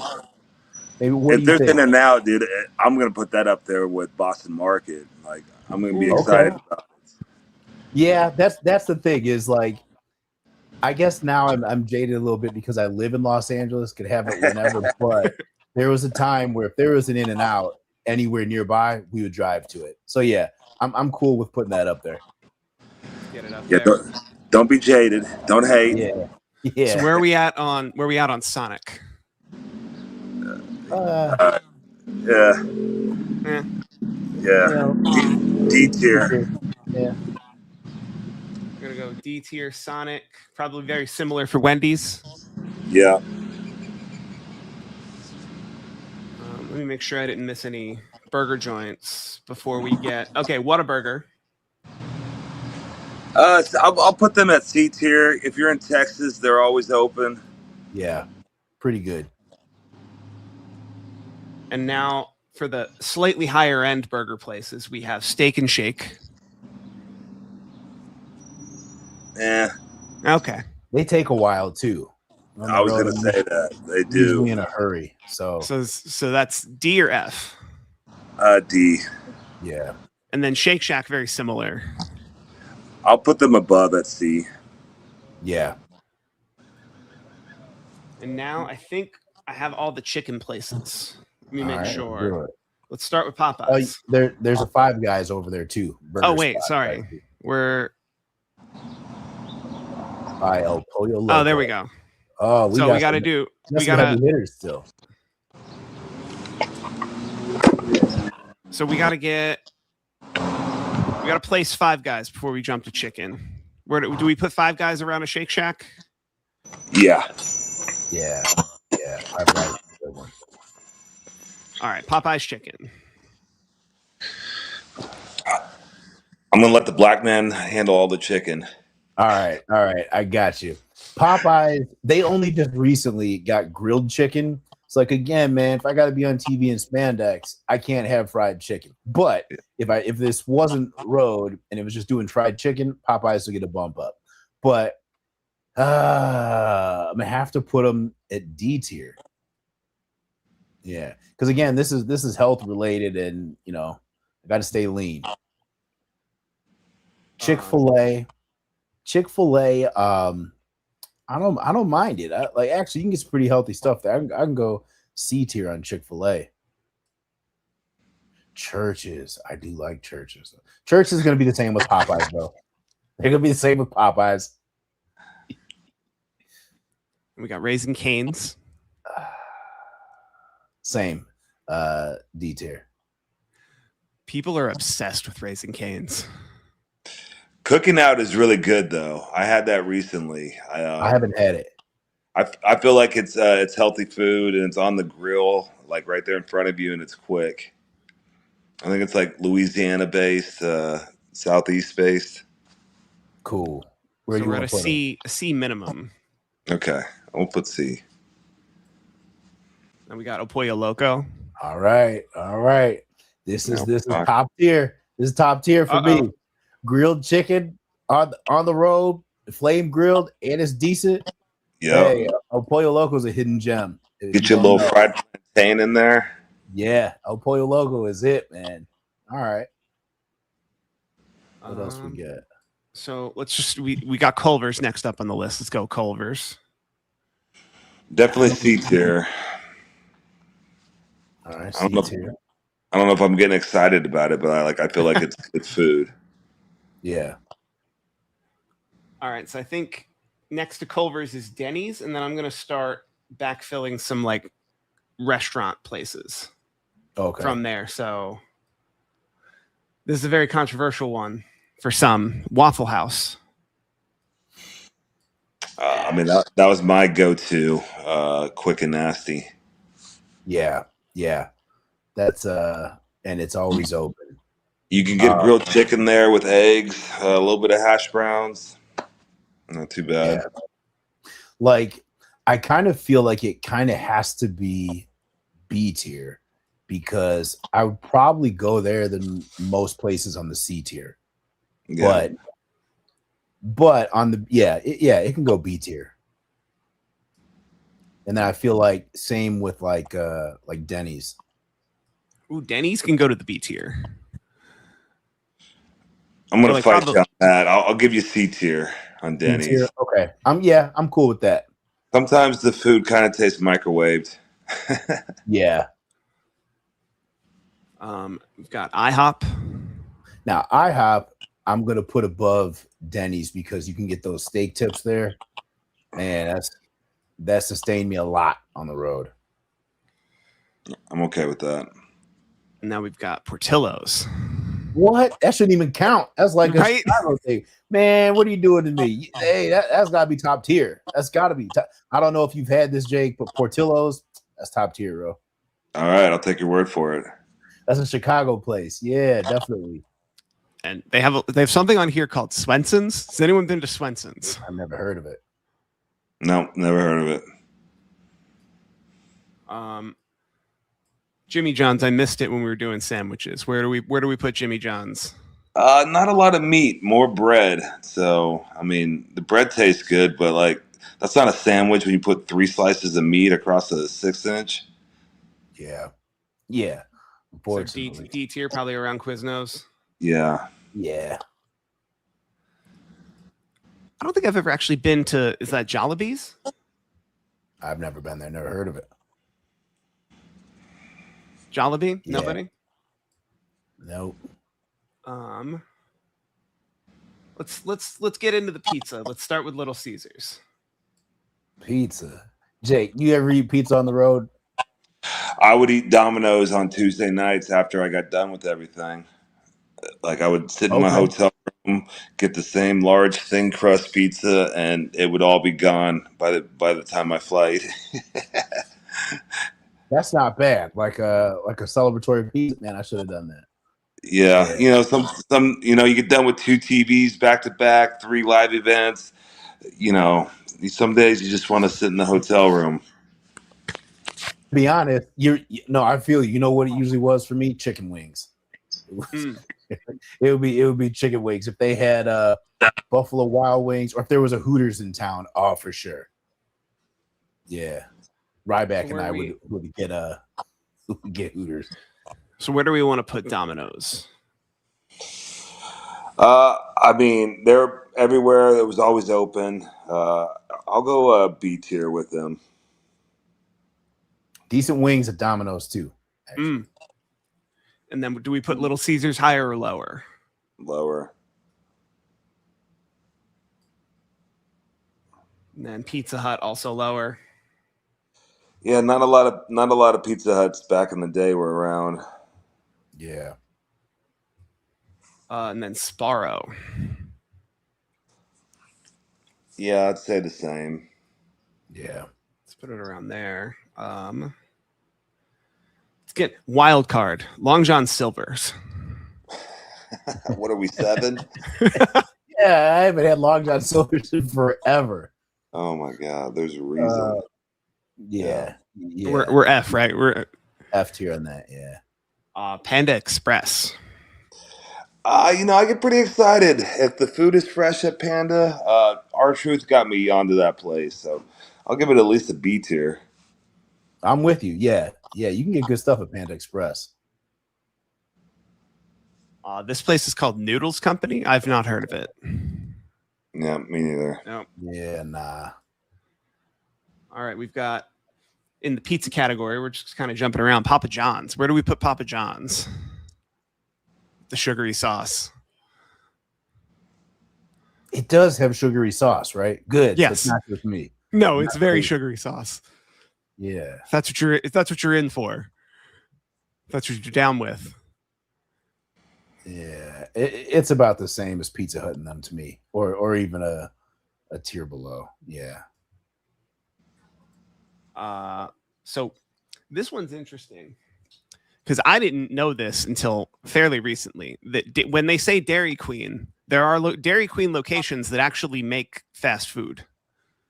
I'm from Pennsylvania. Yeah. We just had ice cream Dairy Queens, but Dairy Queen is quite good fast food. Yeah, I grew up. My grandpa used to take me to a Dairy Queen. I would get the chicken strip basket with the toast and the white gravy. Yeah. I would do D tier though. Okay. Yeah, I'm cool with that.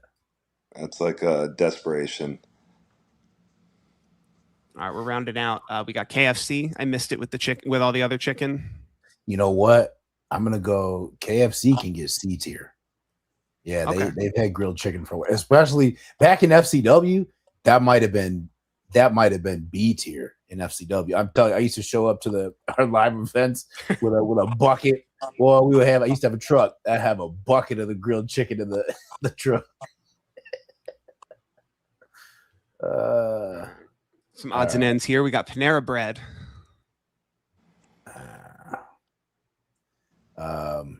I wasn't huge on Panera. Yeah, let's just go D tier with them. D tier with Panera Bread. D-tier. Also, the Lightning Lemonade, I think is what they called it, had caffeine in it. It was a big legal case that they didn't label that the Lightning Lemonade had caffeine, and somebody drank a bunch of it and died. It's a rough case. And died from it? And died. We should talk about it on the other channel. Yeah, legal channel. That's interesting. So this next place, PDQ. I'd imagine there's a chicken in the logo. I'd imagine it's chicken. I've never had it. Never heard of it. Yeah, it's a chicken place. It's all right, but D tier. D tier. This place is called Penn Station East Coast Subs. I've not had it. I think we lost Jake. There he is. There he is. Next, we've got Potbelly. I'm pretty sure that's a sandwich shop. Can you guys hear me? Yes. Yeah, we can hear you. Yeah, Potbelly is with the other sandwich shops. Decent. So like D tier. D tier. D tier. We've got. Let's go stall a little. See what's up with Jake's connection or his phone. So we're on to Roy Rogers. It's very important stuff here. Very important. Roy Rogers. Man, that reminds me of like rest stops in the middle of nowhere, and that's the only thing around. I gotta go. What is that? The E tier? F tier? The F tier is the lowest. Yeah, let's do that for Roy Rogers. Sorry, Roy. White Castle, though. Hey, a crave case. I'm gonna pick off the buns and just eat 30 little meat sliders. That actually is B tier. B tier. White Castle. At the right time of night, I go get the suitcase thing, the crave pack. Oh man. All right, these are two. We got one of those around here somewhere, actually. Pretty close, right? I don't think David's ever had White Castle. I should maybe surprise him. Hold up, what? That's content. He eats really, really healthy, like, because he was born like when I was already like eating really healthy and clean. So like he doesn't have to unlearn a lot of bad habits that like I did growing up, always eating like fast food and stuff. Like I love it. Like we'll go to like Taco Bell or something, which I gotta put up here. He doesn't even know what's on the menu. I'm like, how do you really? How do you not know what's on the menu at Taco Bell? But he has no idea. And even McDonald's, like he kind of just learned. Like my mom would sneak and take him there all the time. Anyway, Taco Bell, that is going to be B tier. Still, even while eating healthy. Check and see if Jake texted you, because his connection froze and then we lost him. No, not yet. Okay. But it's all right. His phone might have died, so he might need to plug it in. So while we're on tacos, there are a lot of tacos on this list. We've got Del Taco. SoCal staple. Taco, that's good. That's gonna be C tier. I can't really argue with that. Nah. What else? So we've got Torchy's Tacos, Taco Cabana. Never had it. So Schlotsky's is a bakery. Oh, and like a deli. Yeah. It's gonna be F tier. Sorry, Schlotsky. And then I think that's Skyline Chef is what that logo looks like. I don't think we've. Wait, is that a diner? Or I can't tell. There was a Skyline Diner that was pretty decent. I don't know if that's it or if that's we might have to put that in. I haven't had it. Yeah, we gotta. So I'm not sure. So we're down to 4 here. Got Wiener Schnitzel. I've never eaten there. I've seen it, but really? I've never eaten there. Is it decent?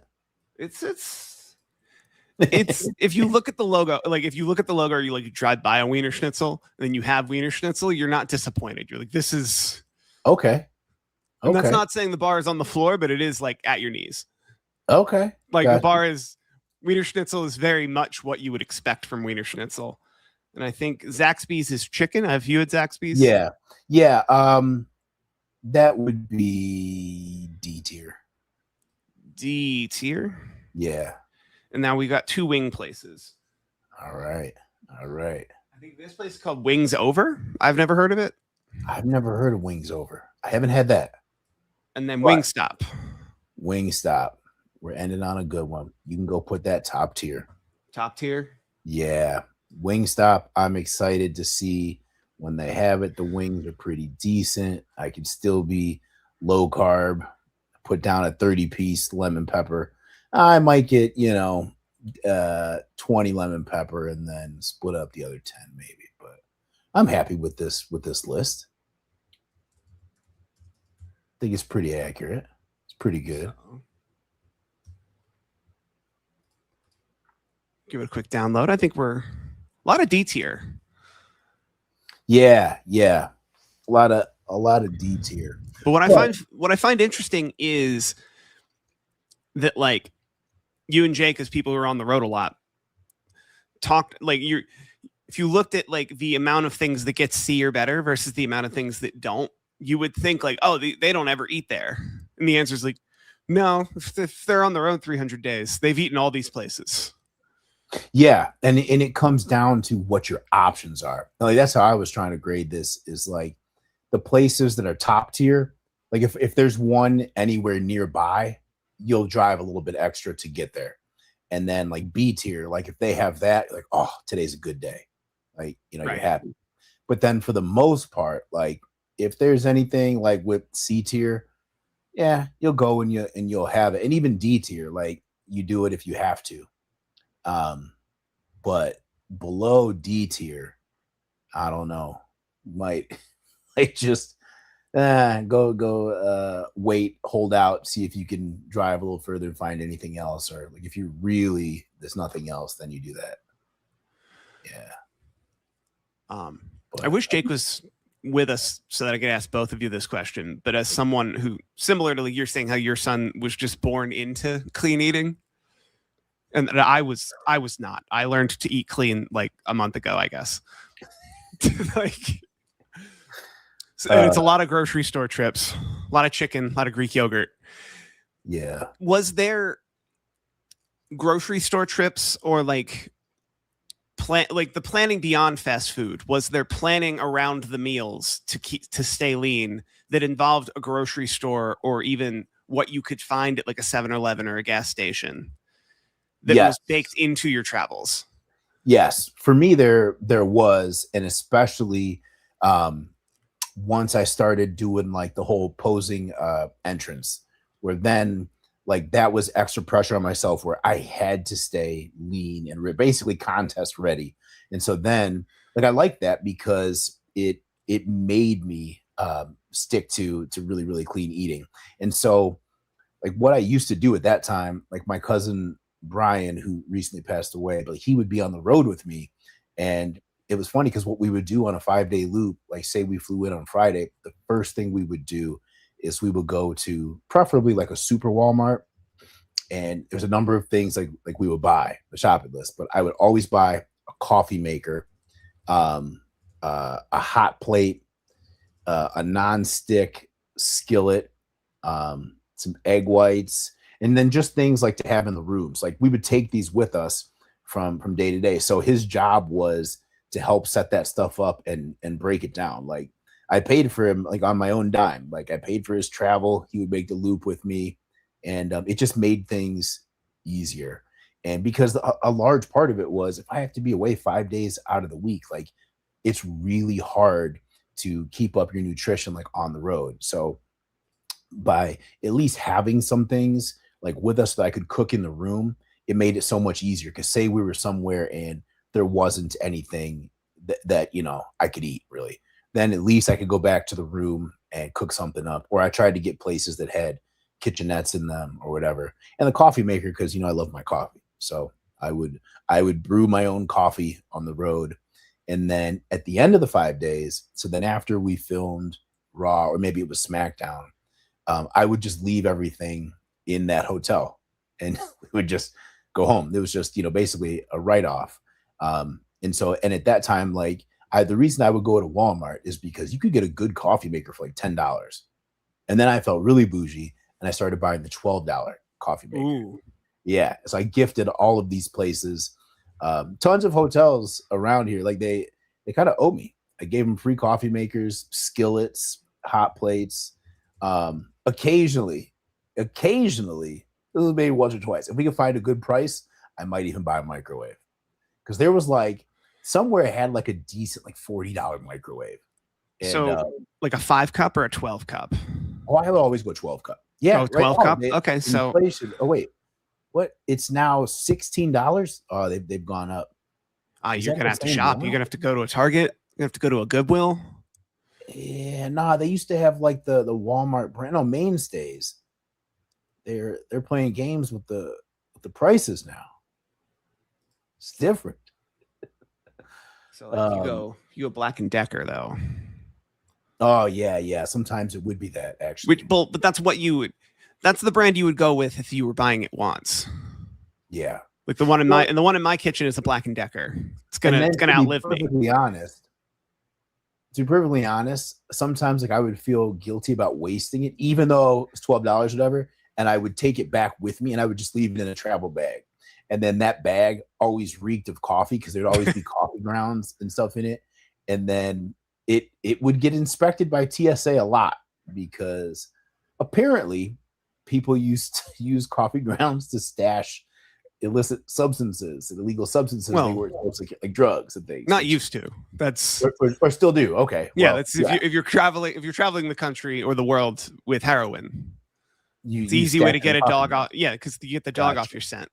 Gotcha. Allegedly. But my coffee was always gourmet too, so it might be French vanilla flavored or whatnot. But definitely, yeah, lots of coffee grounds. but you, given the ubiquity of a Walmart, it was never on the agenda to return the coffee maker. No, that's far too much work. What? Go in there and return it, and after I probably could though, and after I use it, no.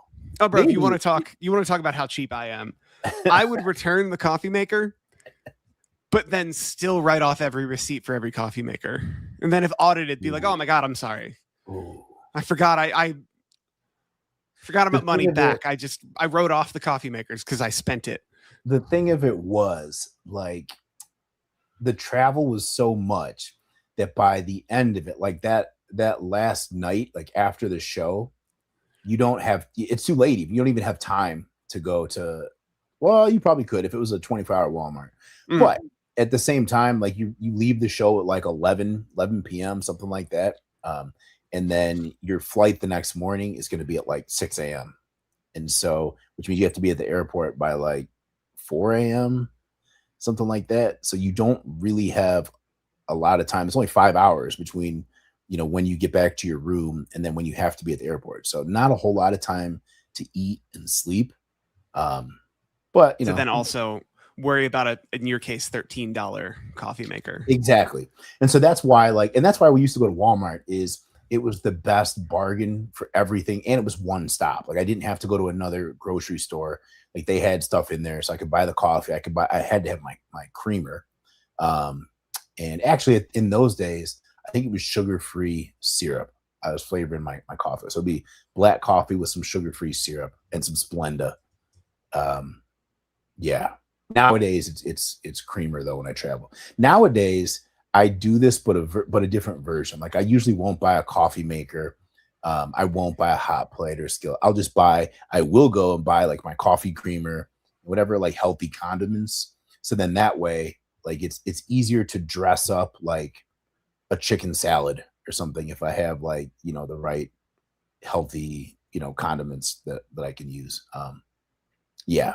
But also, and getting back to this, like for my son who grew up with clean eating, like he knows what to get at different restaurants. So like it'd be interesting, like if he did this tier list, his would probably be pretty similar to mine. And then there's a ton of most of those restaurants he's never been to or doesn't even know what they are. But like his go-to is Chipotle. He knows how to order healthy from there. IHOP, loves that. Because like still when I'll be on the road and I take him with me, like we live like a road lifestyle. It's kind of fun because it's kind of like when I was on the road with wrestling, like he kind of lives that with. Like we go on trips for his basketball tournaments, and that's what we'll do. Because he's like I'm saying, like he's really, really strict on his diet to the point where I'm like, man, we have some wings tonight. He won't do it. But so I've created a monster. If you're trying to get him to a White Castle, there are none. We have one. Like I know where one is. Like 2 minutes from my house right now. I can't tell you where it is because then people will. Well, yeah, people know where I am, but it's not on their website. Is all I'm saying. Okay. Oh, I hope they didn't close it down then. I feel like I feel like people on my Facebook feed would have been insufferable if they had opened a White Castle. Like, all right, now I need to go by there and see if it's still there. But there's definitely a White Castle. I haven't gone to it. There's definitely a White Castle sign. I know I'm not crazy. Okay. I've definitely seen that. But next time you take DOJ to Las Vegas, that would be where. I don't know if it's going to be the same for him because he's not going to eat the buns. I'm not either though. What am I talking about? There was a time.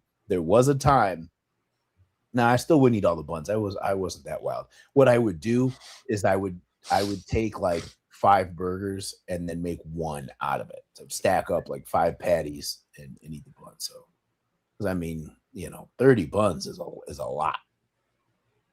Yeah. Also, because we're looking at sugar-free Torani syrups, you've reminded me.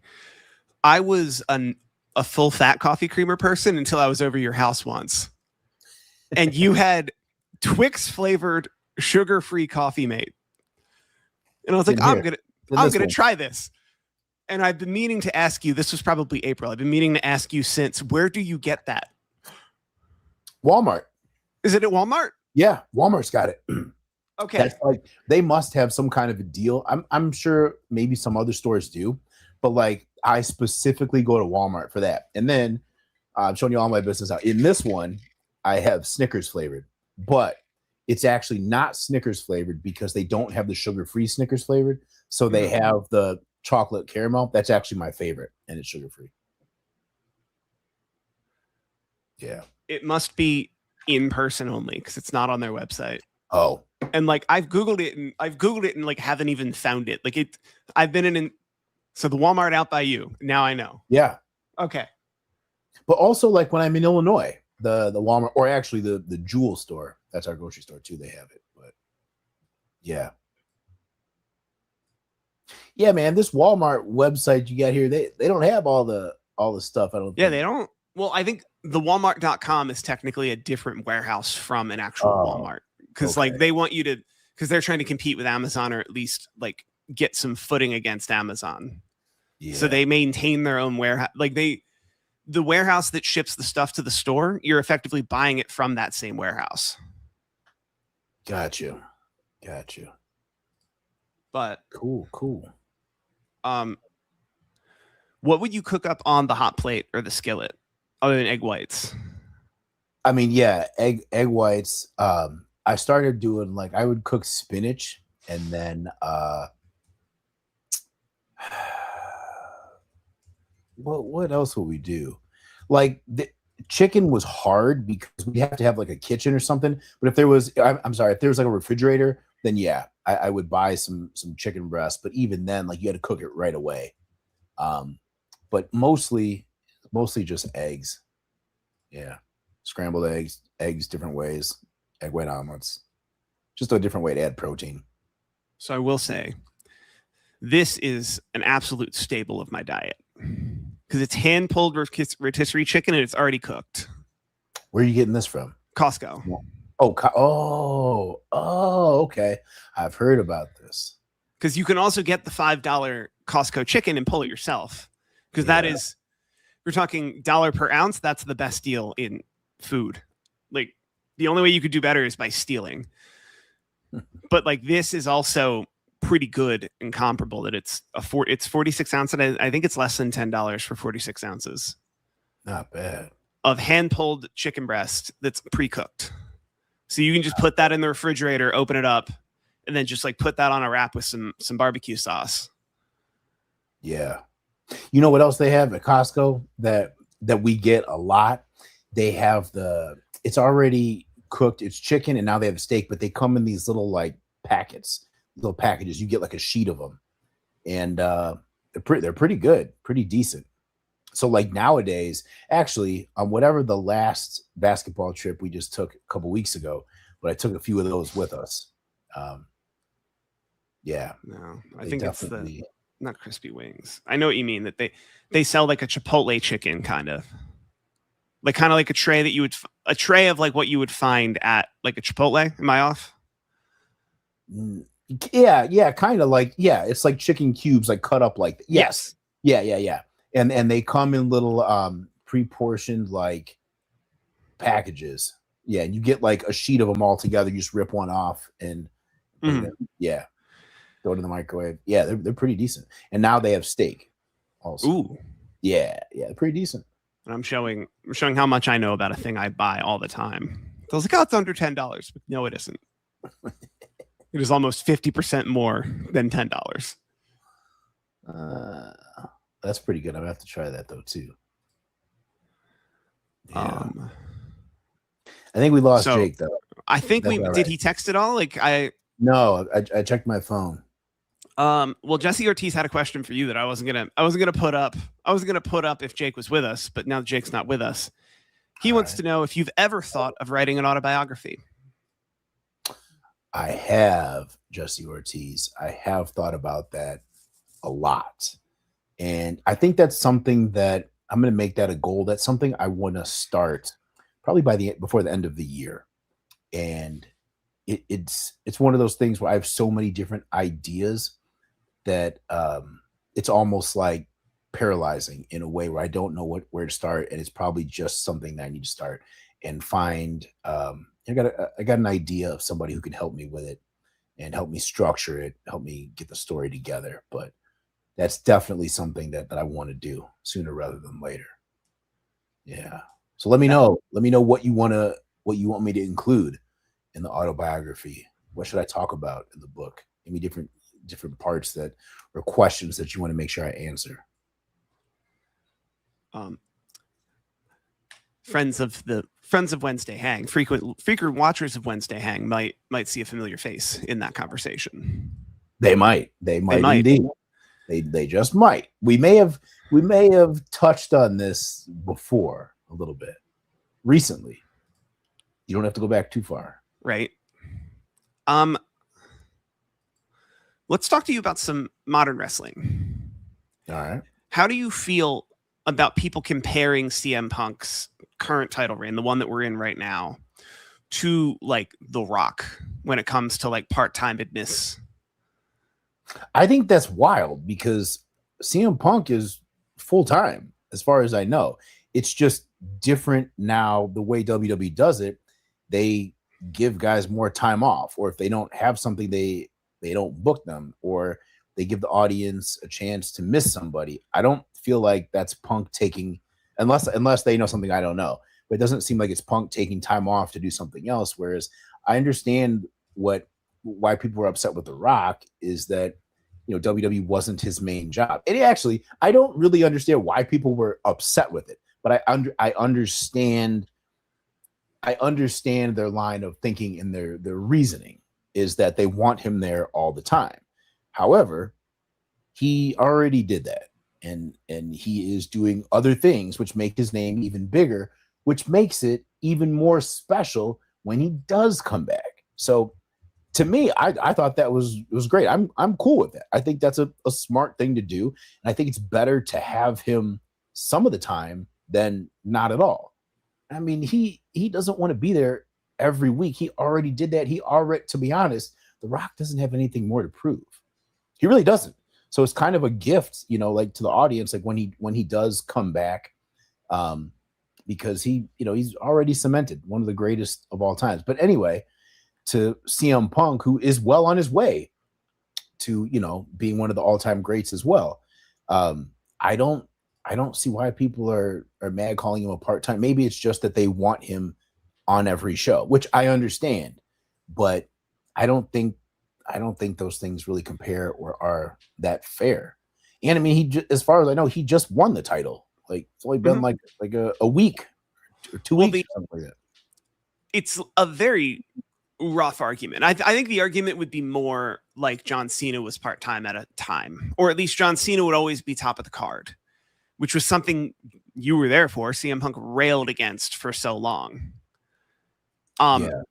He was the main event of night 2 of WrestleMania, so that would have been April, and then nobody saw him again. Well, then he had a promo the night after, and then nobody saw him again until this title shot in Chicago 8 days ago. So, like, I can see the argument because people are trying to say, like, oh, he lived long enough to be the villain. And, like, I would argue from a storytelling standpoint, that's not a negative, that's a positive. Right. That's kind of a cool story. Right. If that's what you want to present.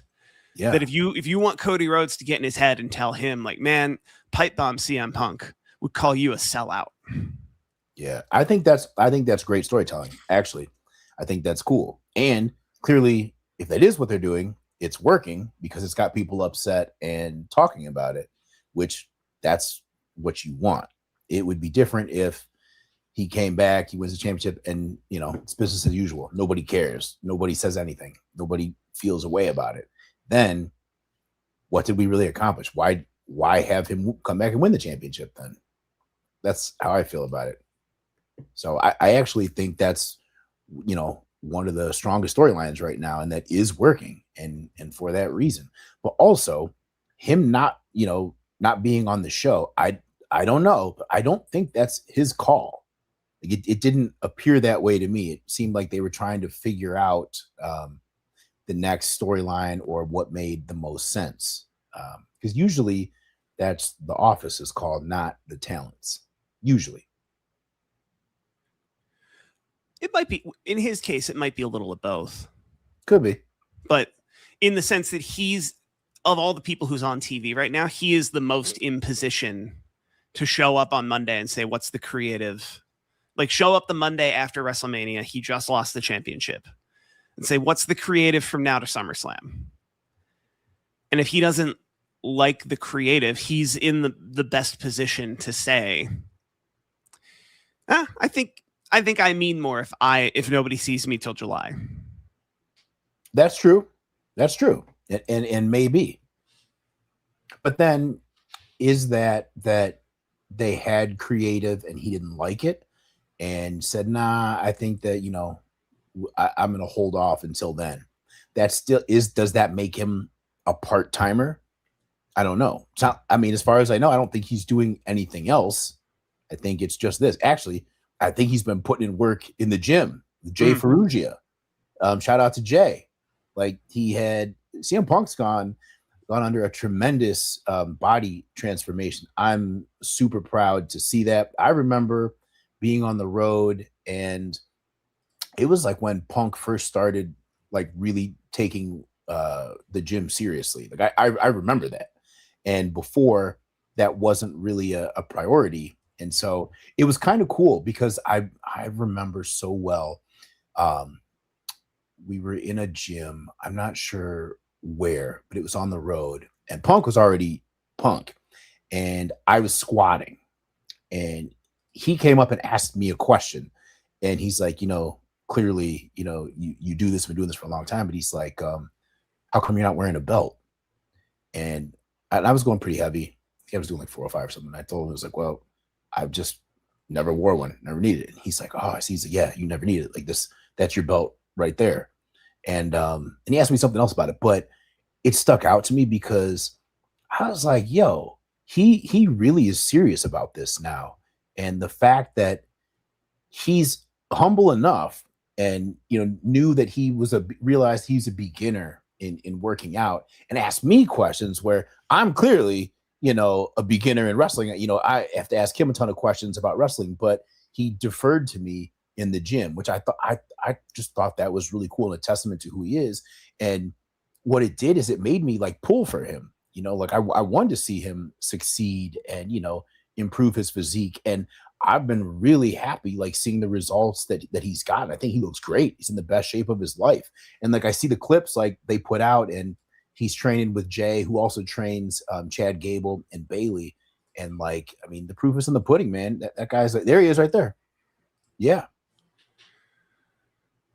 And actually, it was funny because one of the gyms I work out here, the one I took you to, in fact, Steve, I usually work out at that gym, and then I had to catch a flight, and I didn't go there one day. And then I see on Instagram, Punk came in there with Jay, and I had just missed him. It's like, oh man, that would have been cool to see him training in person. But yeah, it was when it was on the build up for Mania. But yeah, no, he looks great, man.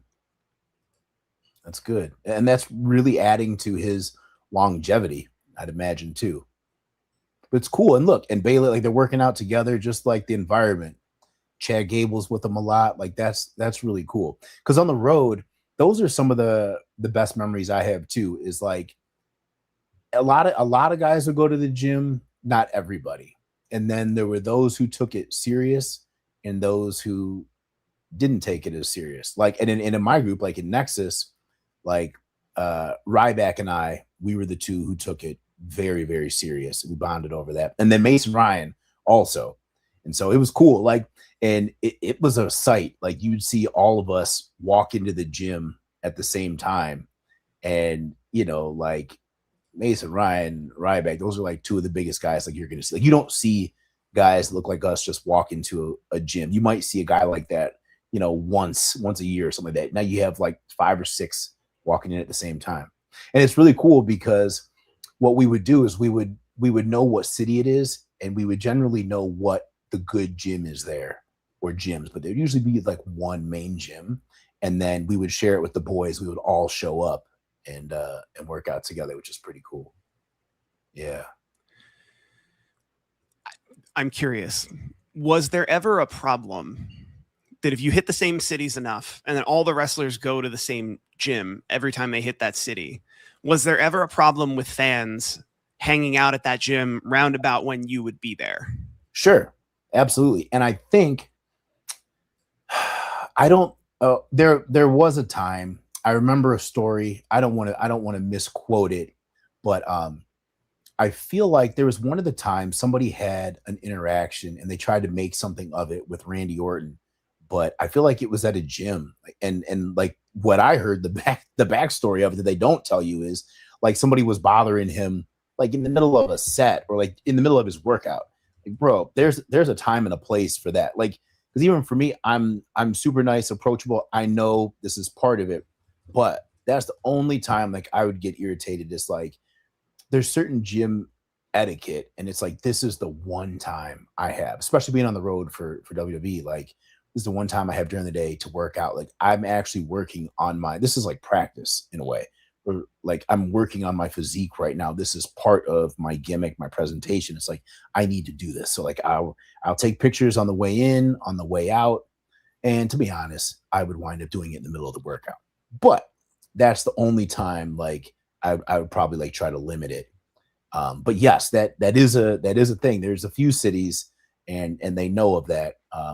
But in going back there, like generally like the people who own the gym, they, for the most part, they would try to corral people a little bit. And the other thing is that really used to get me is this is advertising like for your gym. Like you would want all of the wrestlers to come there and work out. So some of the gyms were business savvy enough to offer, you know, like free day passes to the wrestlers. And then there were some that they didn't understand and they would be real sticklers or make it difficult. Like you have to sign up, you have to sign this, you have to sign or put your email down, your address to even work out and all that. It's like, yo, we don't want to go through all that trouble. We'll just go to another gym. And they didn't understand, wait, this is, you probably want these guys in your gym. But yeah, that's a whole another topic. Probably make a video on that, working out on the road. Is it true that most pro wrestlers have a Planet Fitness membership as an absolute last resort? I don't know. Not that I know of. A Planet Fitness membership? I don't know.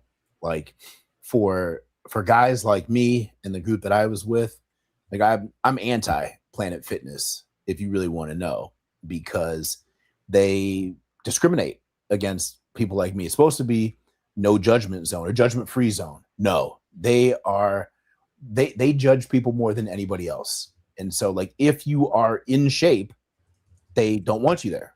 And in fact, they labeled me a lunk and sounded the alarm on me. And I didn't do anything. Like if you drop weights, first of all, I don't drop my weights. I don't grunt. I'm actually, you know, pretty quiet in the gym. I was always taught if you're grunting and making a whole lot of noise, you're not lifting heavy enough. That's just how it was. Like it's not a show. I'm not in there to get people to look at me. I'm in there. It's a very solitary thing for me. But just if you lift too heavy, they will sound the alarm on you. And the few times we were there, it was my tag partner, Joe Hennig, Curtis Axel, who's McGillicuddy at the time. He would go and tell them to sound the alarm on me. And so he got me with that a couple times. And then I only knew it was him because he was laughing. And he told me. But anyway, I've had to work out at Planet Fitness a handful of times when that's like the only gym in town. And to be honest, it's difficult sometimes because this sounds wild, but like the ones that they don't have like a lot of free weights. It's almost like a glorified hotel gym in a way. If you've ever been to a hotel gym, like I was in one recently, they had a Smith machine. Okay, great. But they only had 2 45-pound plates. What am I going to do with that? I mean, do one arm like press? Like I could do that, but Planet Fitness, there's some that are nicer than others. Don't get me wrong. There are some that are like legitimate gyms. I do need to interject as somebody who goes there every day. Okay. They're franchise owned. All the locations are franchise owned. So there's a lot of ubiquity, but there's also a lot of non-ubiquity in what equipment is where, how big the facility is, what the rules are, what kind of stuff they have. If people respond well to this, I think me taking you to a Planet Fitness would be kind of funny. Because they have free weights. They have plenty of free weights. Okay. Also, the Planet Fitness I go to, I believe, has 8 Smith machines, more plates than you can count. At the beginning of this year, they just got squat racks, like actual freestanding squat racks with the wooden floor. But this is my point. Like they just got those. That's huge. They got squat racks. They didn't have those before 10 to 12 years ago. And the Smith machine is good if they don't have free weights. Like I would much rather do a free weight bench press, free weight incline press, but Smith machine is if that's all they have, yeah. Because like you can, and don't get me wrong, like you can grow pretty well on a Smith machine, but that if that's all you have, there's way more efficient and better ways. I would always prefer free weights that are not attached. Then again, my gym tastes are kind of bougie. Actually, no, they're not, because I love like hardcore gyms that they don't even have to be clean, but they just have to have the weights in the right place. They have to have weights, dumbbells that match and that go up to at least 120. They have to go over 100 pounds, at least 120. But I'm lucky that the gyms I work out at, they have dumbbells that go up to 200 pounds. Now, I don't normally pick up the 200-pound dumbbells, but hey, if I get the inkling, the inspiration to go in and pick them up, I can do so. But yes, that would be a great video. I just want to point out, I've been going to this gym since it opened, probably 3 or 4 years ago. They have never once sounded this alarm. Oh, I'll change that. That's your goal. Like, have you seen the videos? Like, yo, man, if you deadlift in there, they'll come and arrest you. They might arrest you. Not at this one. People deadlift at this one all the time. They do? Yes. All right. The free weights don't go as heavy as you need them, but the free weights do go. I think the free weights go over 70 pounds, over probably 75 pounds. Now, let me ask you this. Do they still have pizza parties? No. They don't? No. The pizza parties were like 20 years ago. Okay. And then this is old. This used to be like, they call it the 30-minute circuit. Yeah. The beginning of this year, they took all this out, and now it's AstroTurf, like literal like football turf. Okay. So you can do like a lot of the running back and forth stuff. They've got the TRX straps here. See, pretty soon, this isn't even going to be a Planet Fitness anymore. It's Planet Fitness colors, but they're putting in other stuff, making it like a Gold's Gym, basically. Pretty much. Or other places, which is good. But it's still the same big box gym mentality, because I pay $25 a month for access to all Planet Fitnesses. And that's pretty cheap. That's pretty good. That only works if 1 in 5 don't show up every day. So I show up knowing that I'm only subsidized by the 4 people who show up here less than once a week but pay the same I do. That I get subsidized by them. But yeah, they tore down this whole wall, so it's one big. And because I recently turned 40 and threw out my back, I spend most of the beginning of the workout over here just stretching a lot before I actually do anything. Yeah, smart. But Angelica's like, I think you need to just like, I'd be curious of your opinion of the whole place. Yeah, I think that could be fun. I could come check it out. I think I'm not going to defend the brand or all locations. The 2 locations I go to, the Van Nuys location and the North Hollywood location, are very, very good locations. Okay. There's a Burbank location and a Studio City location you can absolutely skip. They're too small. I could be talked into it. I could be talked into checking it out. I think we're going to have to... A field trip. And I think the story you were telling about Randy Orton at the gym looks like that was Little Rock, Arkansas in January 2017. Okay. Yeah. The Trim Gym. And it looks like the fan approached and said, "Can I get a picture?" And he gave you a fist bump and said, "Sorry, I can't hear you." And then later, the fan snapped a photo of him later. So, like, sounds like a misunderstanding. Yeah, and I mean, I understand it. Like, that's another thing too, that it depends on like your gym philosophy. And for a lot of us, and I don't know if this is Randy's too, but for a lot of us, it's like Jake was talking about this, like flipping a switch, where in order to have to push yourself as hard as we need to in the gym, there has to be a certain level of intensity, and it takes a lot. Like you can't just walk in there and just do it and turn it on like that, because like it's almost like a match. Like for me, like I have to be in the right headspace. I have to have my music in. And so then it's like a very focused mindset. And it's difficult when people keep coming up to interrupt you and take you out of that. And then, you know, like I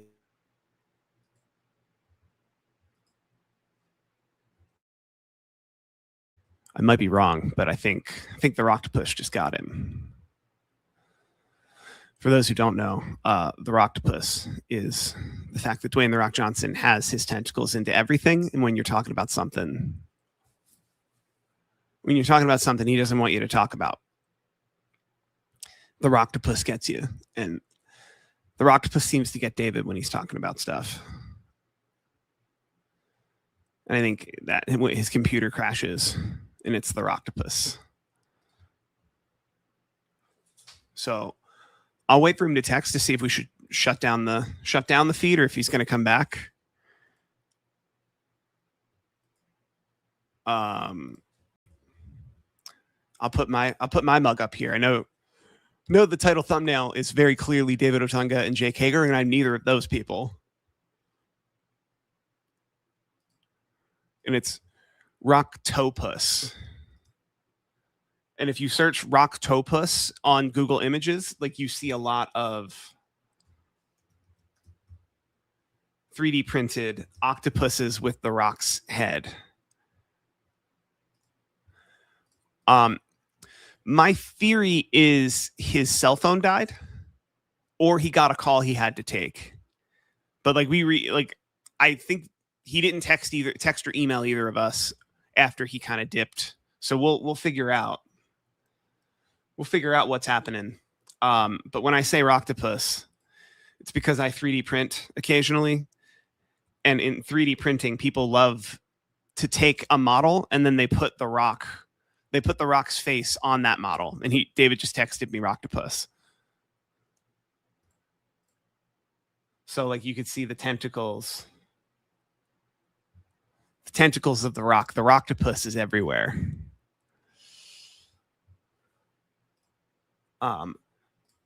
Let's have a little fun here. Look up the upcoming SummerSlam card, which right now it's pretty early. How early in August is this going to be?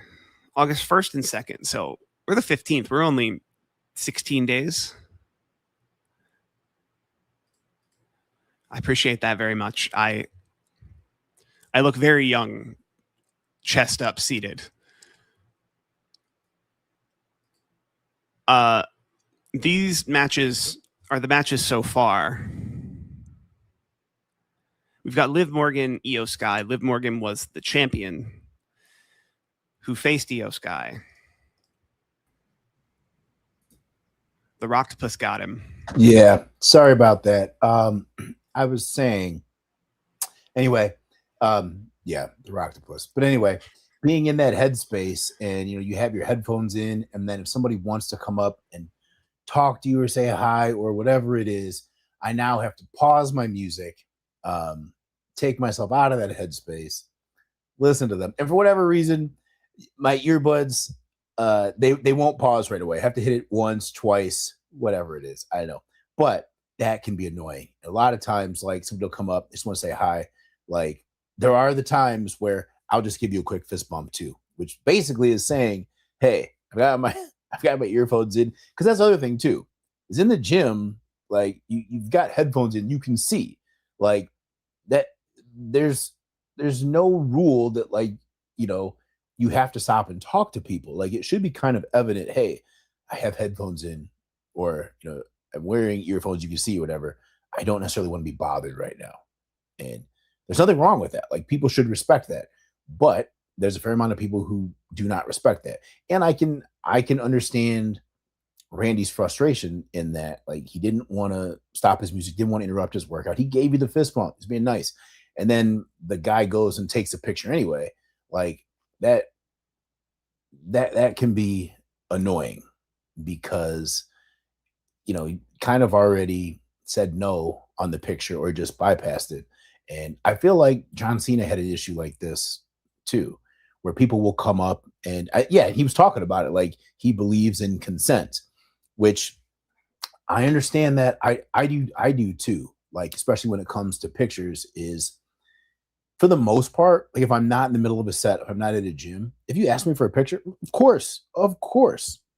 But there's something about it when, instead of just asking for a picture, somebody will just take it or forcibly take it. Like, when you're not ready, or it's an invasion of privacy. It really is. So I understand how that rubs people the wrong way. There's a certain just level of respect. And I feel like when people just, you know, just take pictures just forcibly without someone's consent, it's kind of not respecting them as a person. It comes across a little disrespectful, and it doesn't need to be that. Because, yeah. Wait. Is this the one where he's saying I love this one. Oh, please play this. I love this one. Isn't it just so pretty to think all along there was so John Cena at a cafe and clearly caught off guard when TikToker Harry Daniels ambushes him with his signature shtick. And the interaction, well, Harry himself says the whole thing went haywire as soon as he started singing his rendition of Invisible String by Taylor Swift. Isn't it just so pretty to think all along there was so Nice to meet you. Would you like to sing now? Yes.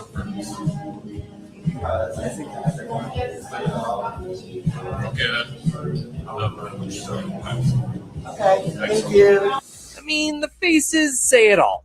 Harry admitting But put yourself in John's shoes. I think John handled that really well too, because oh my gosh, that would be so annoying. Sitting here quietly, trying not to be bothered. And not only does this person come up, they don't even just ask for a picture or to be quiet and discreet. They're singing and making a whole scene in front of the whole place and recording this too. Like, you know, actually, there's a lot in this, because if you think about this, now you've just put John Cena, you're using him and his IP, potentially the WWE's IP, on his Instagram or TikTok account, whatever it is. Like, you've just made him part of your content without getting his permission. So that could be, I mean, that would be incredibly annoying and disrespectful. And so I think John actually handled this quite well. How do we start with hello? What are you gonna do? You're gonna sing now? And to what end? I love this. I'm so glad that didn't happen to me. I have wild interactions like all the time. Like, I don't even know what I would have done. I suppose I would have sat there and let the guys sing. I don't know. They would have been so uncomfortable. I've seen a few of these videos with John Cena specifically, and I love his ability to be polite but face conflict. Because a lot of people would face a certain level of abuse here, so as to not spark a conflict where somebody then gets to say you were mean to them.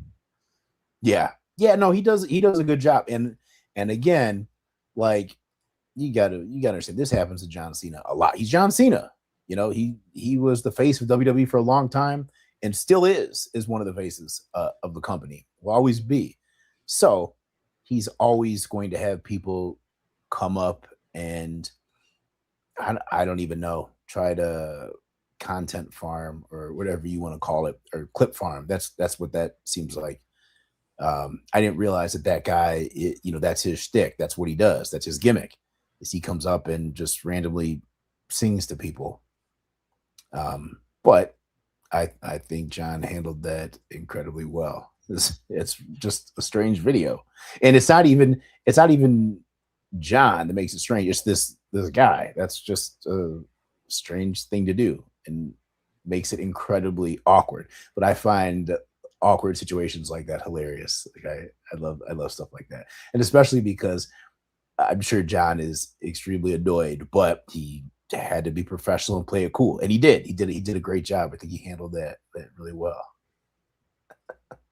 So Astro Guy 1 is saying that John Cena has said in the past that he's up for people to approach him and even ask them to make some content. He heavily dislikes not being asked beforehand, which I agree with. Yeah, that's what I was saying. Like, I agree with that too. Like, if you come up to me and ask me, this just happened at the gym probably 2 weeks ago. Somebody, this was a man and a woman. They came up to me and they asked me if they could ask me a couple questions on camera, and they had I forget what it was they're going to ask, but they had some kind of a protein cinnamon roll or something like this, and this was in between sets. And so they said, "Oh, just real quick, it'll take like 30 seconds or something." I said, "Okay, fine." So I said, "All right," we did it, and then the guy, I don't even know if he asked about the protein thing or whatever, but then he gets into, do you think that pro wrestlers can really fight or something like that? I'm like, what? Is not at all what he said we were going to talk about. And then he's like, or do you think bodybuilders can? He didn't know I was a pro wrestler. Do you think bodybuilders can fight? And I said, well, no. I mean, generally speaking, they're probably not the best combat athletes, because that's not what they're trying to do. They're trying to build size and they have bulk. And so, no, I don't think so. And then what I gather from this is then he then was trying to ask me to demonstrate or do some kind of physical combat with him. I'm like, bro, this is not at all what you said we were going to do. No. And I had to tell him, no, I'm not doing that. In fact, I was irritated then because you told me this was only going to take like 30 seconds. Clearly, this is the middle of my set. I'm here at the gym working out. You were here making content or whatever you're doing, not working out. You're trying to sell something or whatever. Like, you need to tell people what they're doing first. I'm doing you a favor by saying yes, that I will do this for you. However, you've not told me the truth, and then puts me in an awkward position. But you have to be assertive enough to say no and to stop. But unfortunately, people try that stuff all the time. But yes, if you come up and you state your intentions clearly and it's not interrupting what I'm doing, I'm more than happy to, generally. Yeah. I think I'm going to dig for that footage now. Like if they released it or not. That's a good question. That's a good question. I wonder if they did. I haven't seen them at the gym, but then again, I think they just bought a day pass to come in there and try to build content from people. I don't hate that strategy, to be honest. No, there's a way to do it, because there's another girl who she comes in and does it, but she does it. It's not as much of a bait and switch, and I don't know. I guess she explains it more or whatever. Also, though, she's never bothered me. I think I look too intense in the gym. Like, we're gonna let that guy do his thing. Yeah, I don't know. So I think before we close out, I want to bring up where we're headed with the WWE right now. Okay. So night 1 and 2 of SummerSlam in Minnesota will be August 1st and 2nd. And so far we have 6 matches announced for both of those nights. Okay. Match number 1 is Liv Morgan, Io Sky. I believe Io Sky won Queen of the Ring by last defeating Liv Morgan. Okay. Because Liv Morgan, while champion, entered the Queen of the Ring and made it into the finals. I love that storytelling. That's like badass, I can beat you heel. I'm frustrated a little that I think if you're going to be a world champion and enter into a tournament, you need to defend your world championship at every step of that tournament. So that, and like the booking doesn't actually change. The only thing that would change is that Liv Morgan won't have the C heading into this match. It would be Queen Io Sky, who is also world champion, and then heel Liv Morgan's asking for her rematch. Okay, I can see that. Interesting. Speaking of King of the Ring getting a world title shot, not for Obafemi. Yeah. So now tell me, what's the story on this? He won King of the Ring, but then decided, hey, I don't need the world title shot. Is that what happened? It's unclear, and people are very upset, as they professionally are. But generally, he won King of the Ring, and then the following Monday night, Brock Lesnar and Paul Heyman came out and effectively goaded him into having a match at SummerSlam. Okay. So as far as I'm concerned, and it hasn't been clarified on television, as far as I'm concerned, Obafemi is still King of the Ring. And as King of the Ring, he still gets a world title opportunity. Then what's the problem? That's how it should be. He just deferred it. I don't think it's been clarified on television that he deferred what he earned. Okay. Yeah, he's going to take care of, have a match with Brock first. He's 1-1 with Brock. He should absolutely. I think it's just in typical WWE fashion. It's not, the story's not told as cleanly as it could, which is to say, I'm King of the Ring, which makes me de facto #1 contender for the WWE Championship. Before I even think about the WWE Championship, I need to think about the fact that I have a rubber match with Brock Lesnar. So I guess that comes down to, did Oba really need to win King of the Ring? Because if he already had the story with Brock, and he did, and so I think winning King of the Ring is great if there was no Brock Lesnar story. If Brock really had retired and didn't come back, great, make Oba King of the Ring, and that's his gimmick for a while. But I don't think he needs it in the fact that he already has this amazing storyline with Brock. Like, this is building him. And so he doesn't need a championship match. He doesn't need King of the Ring. That could have been a great opportunity for somebody else. Another talent could have won King of the Ring that, could really use that, who maybe isn't getting quite the push that Oba is. And then that could set up a championship match that would help that talent. But Oba being King of the Ring is great. I'm assuming, well, I shouldn't assume because I don't know. But what I would like to see then is Oba and Brock finish their business, whatever it is. Then Oba, moves on as King of the Ring, gets his title shot, whatever that is. That I guess would make the most sense, though. I think that makes the most sense too. I just think They didn't present it that cleanly. Because like right now on television, it's still unclear if he is deferring it or losing it or risking it. And I think that's so much of what happens on WWE's TV can be fixed with like one line of dialogue. Right. Of just like, hey, I'm deferring my world title opportunity until after I handle business with Brock Lesnar.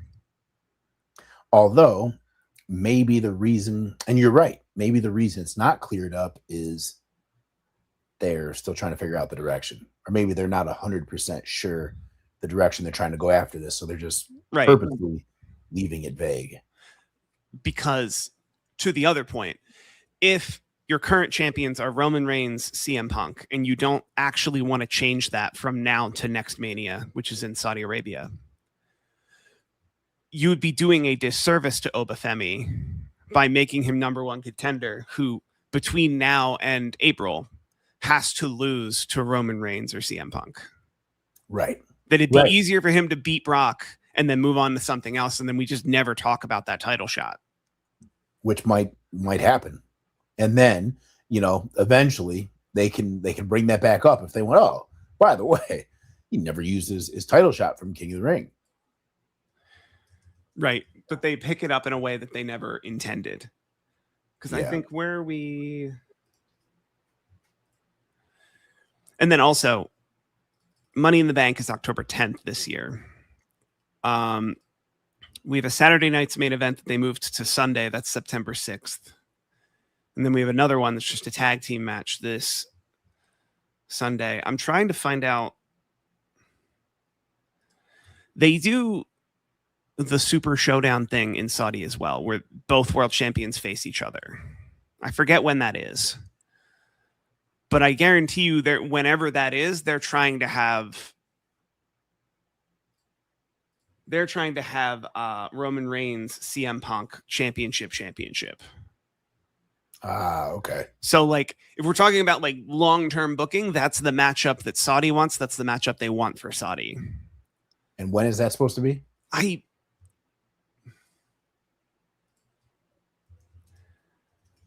Is it Clash of Champions, Saudi Arabia? It's not Clash of Champions.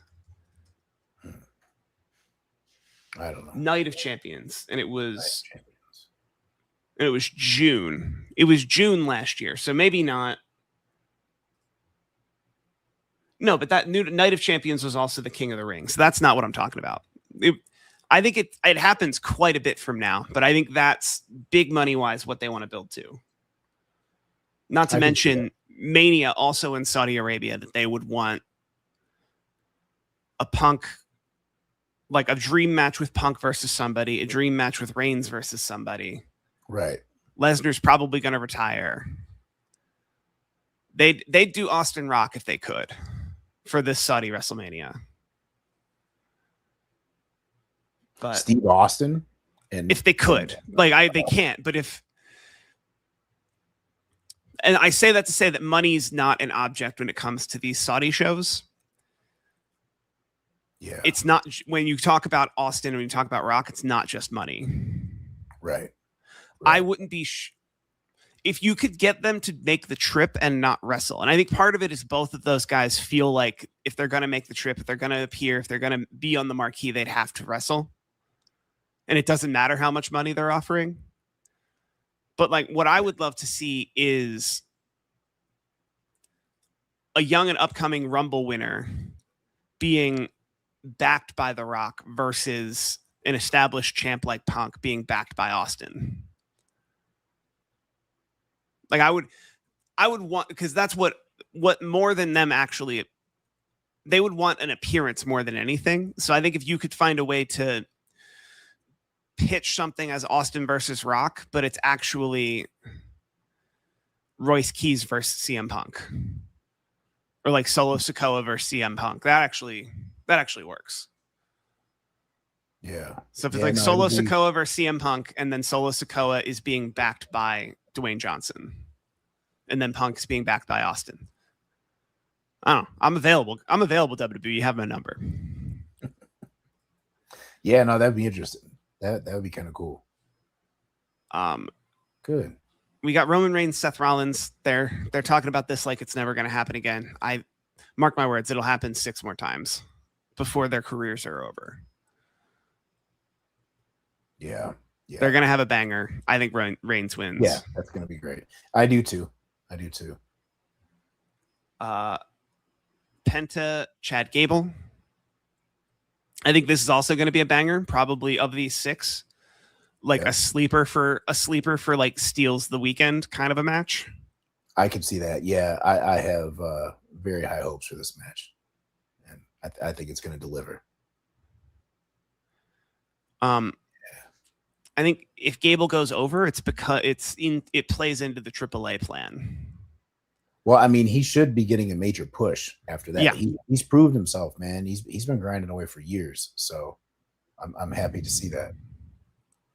That mass versus mass match was like one of the best wrestling matches I've ever seen. Yeah. That's like, that. And then we got Punk, Cody Rhodes. It's going to be a great match. It's actually right now, if you watch the show, like you're kind of trying to figure out who should be the heel. And by that, I mean, who should they turn heel? Yeah. Yeah. I feel Punk. Should win, but I also think the broader direction with Cody Rhodes should be more clear of like, if he's QB1, shake hands, kiss babies, he's here for us. He's here for the business. He's here for everyone. At a certain point, like I think we're in a good point with him not being champion and him having a grievance with CM Punk, having a grievance with Sami Zayn before that, and having a grievance that I would love for the character to at least face a moment of soul searching. Because like in poker, they always tell you process over results. So right now, Cody Rhodes is not seeing results, but he's stringently following his process. And in this case, the process is his morality. The process is QB1. The process is number 1 babyface, send him home happy. And like, I would at a minimum love to see narratively Cody Rhodes question his process. Because that at least puts you on the grounds for a heel turn of Cody Rhodes going like, you know what? I've been doing the same thing for a long time and I haven't seen a lot of results.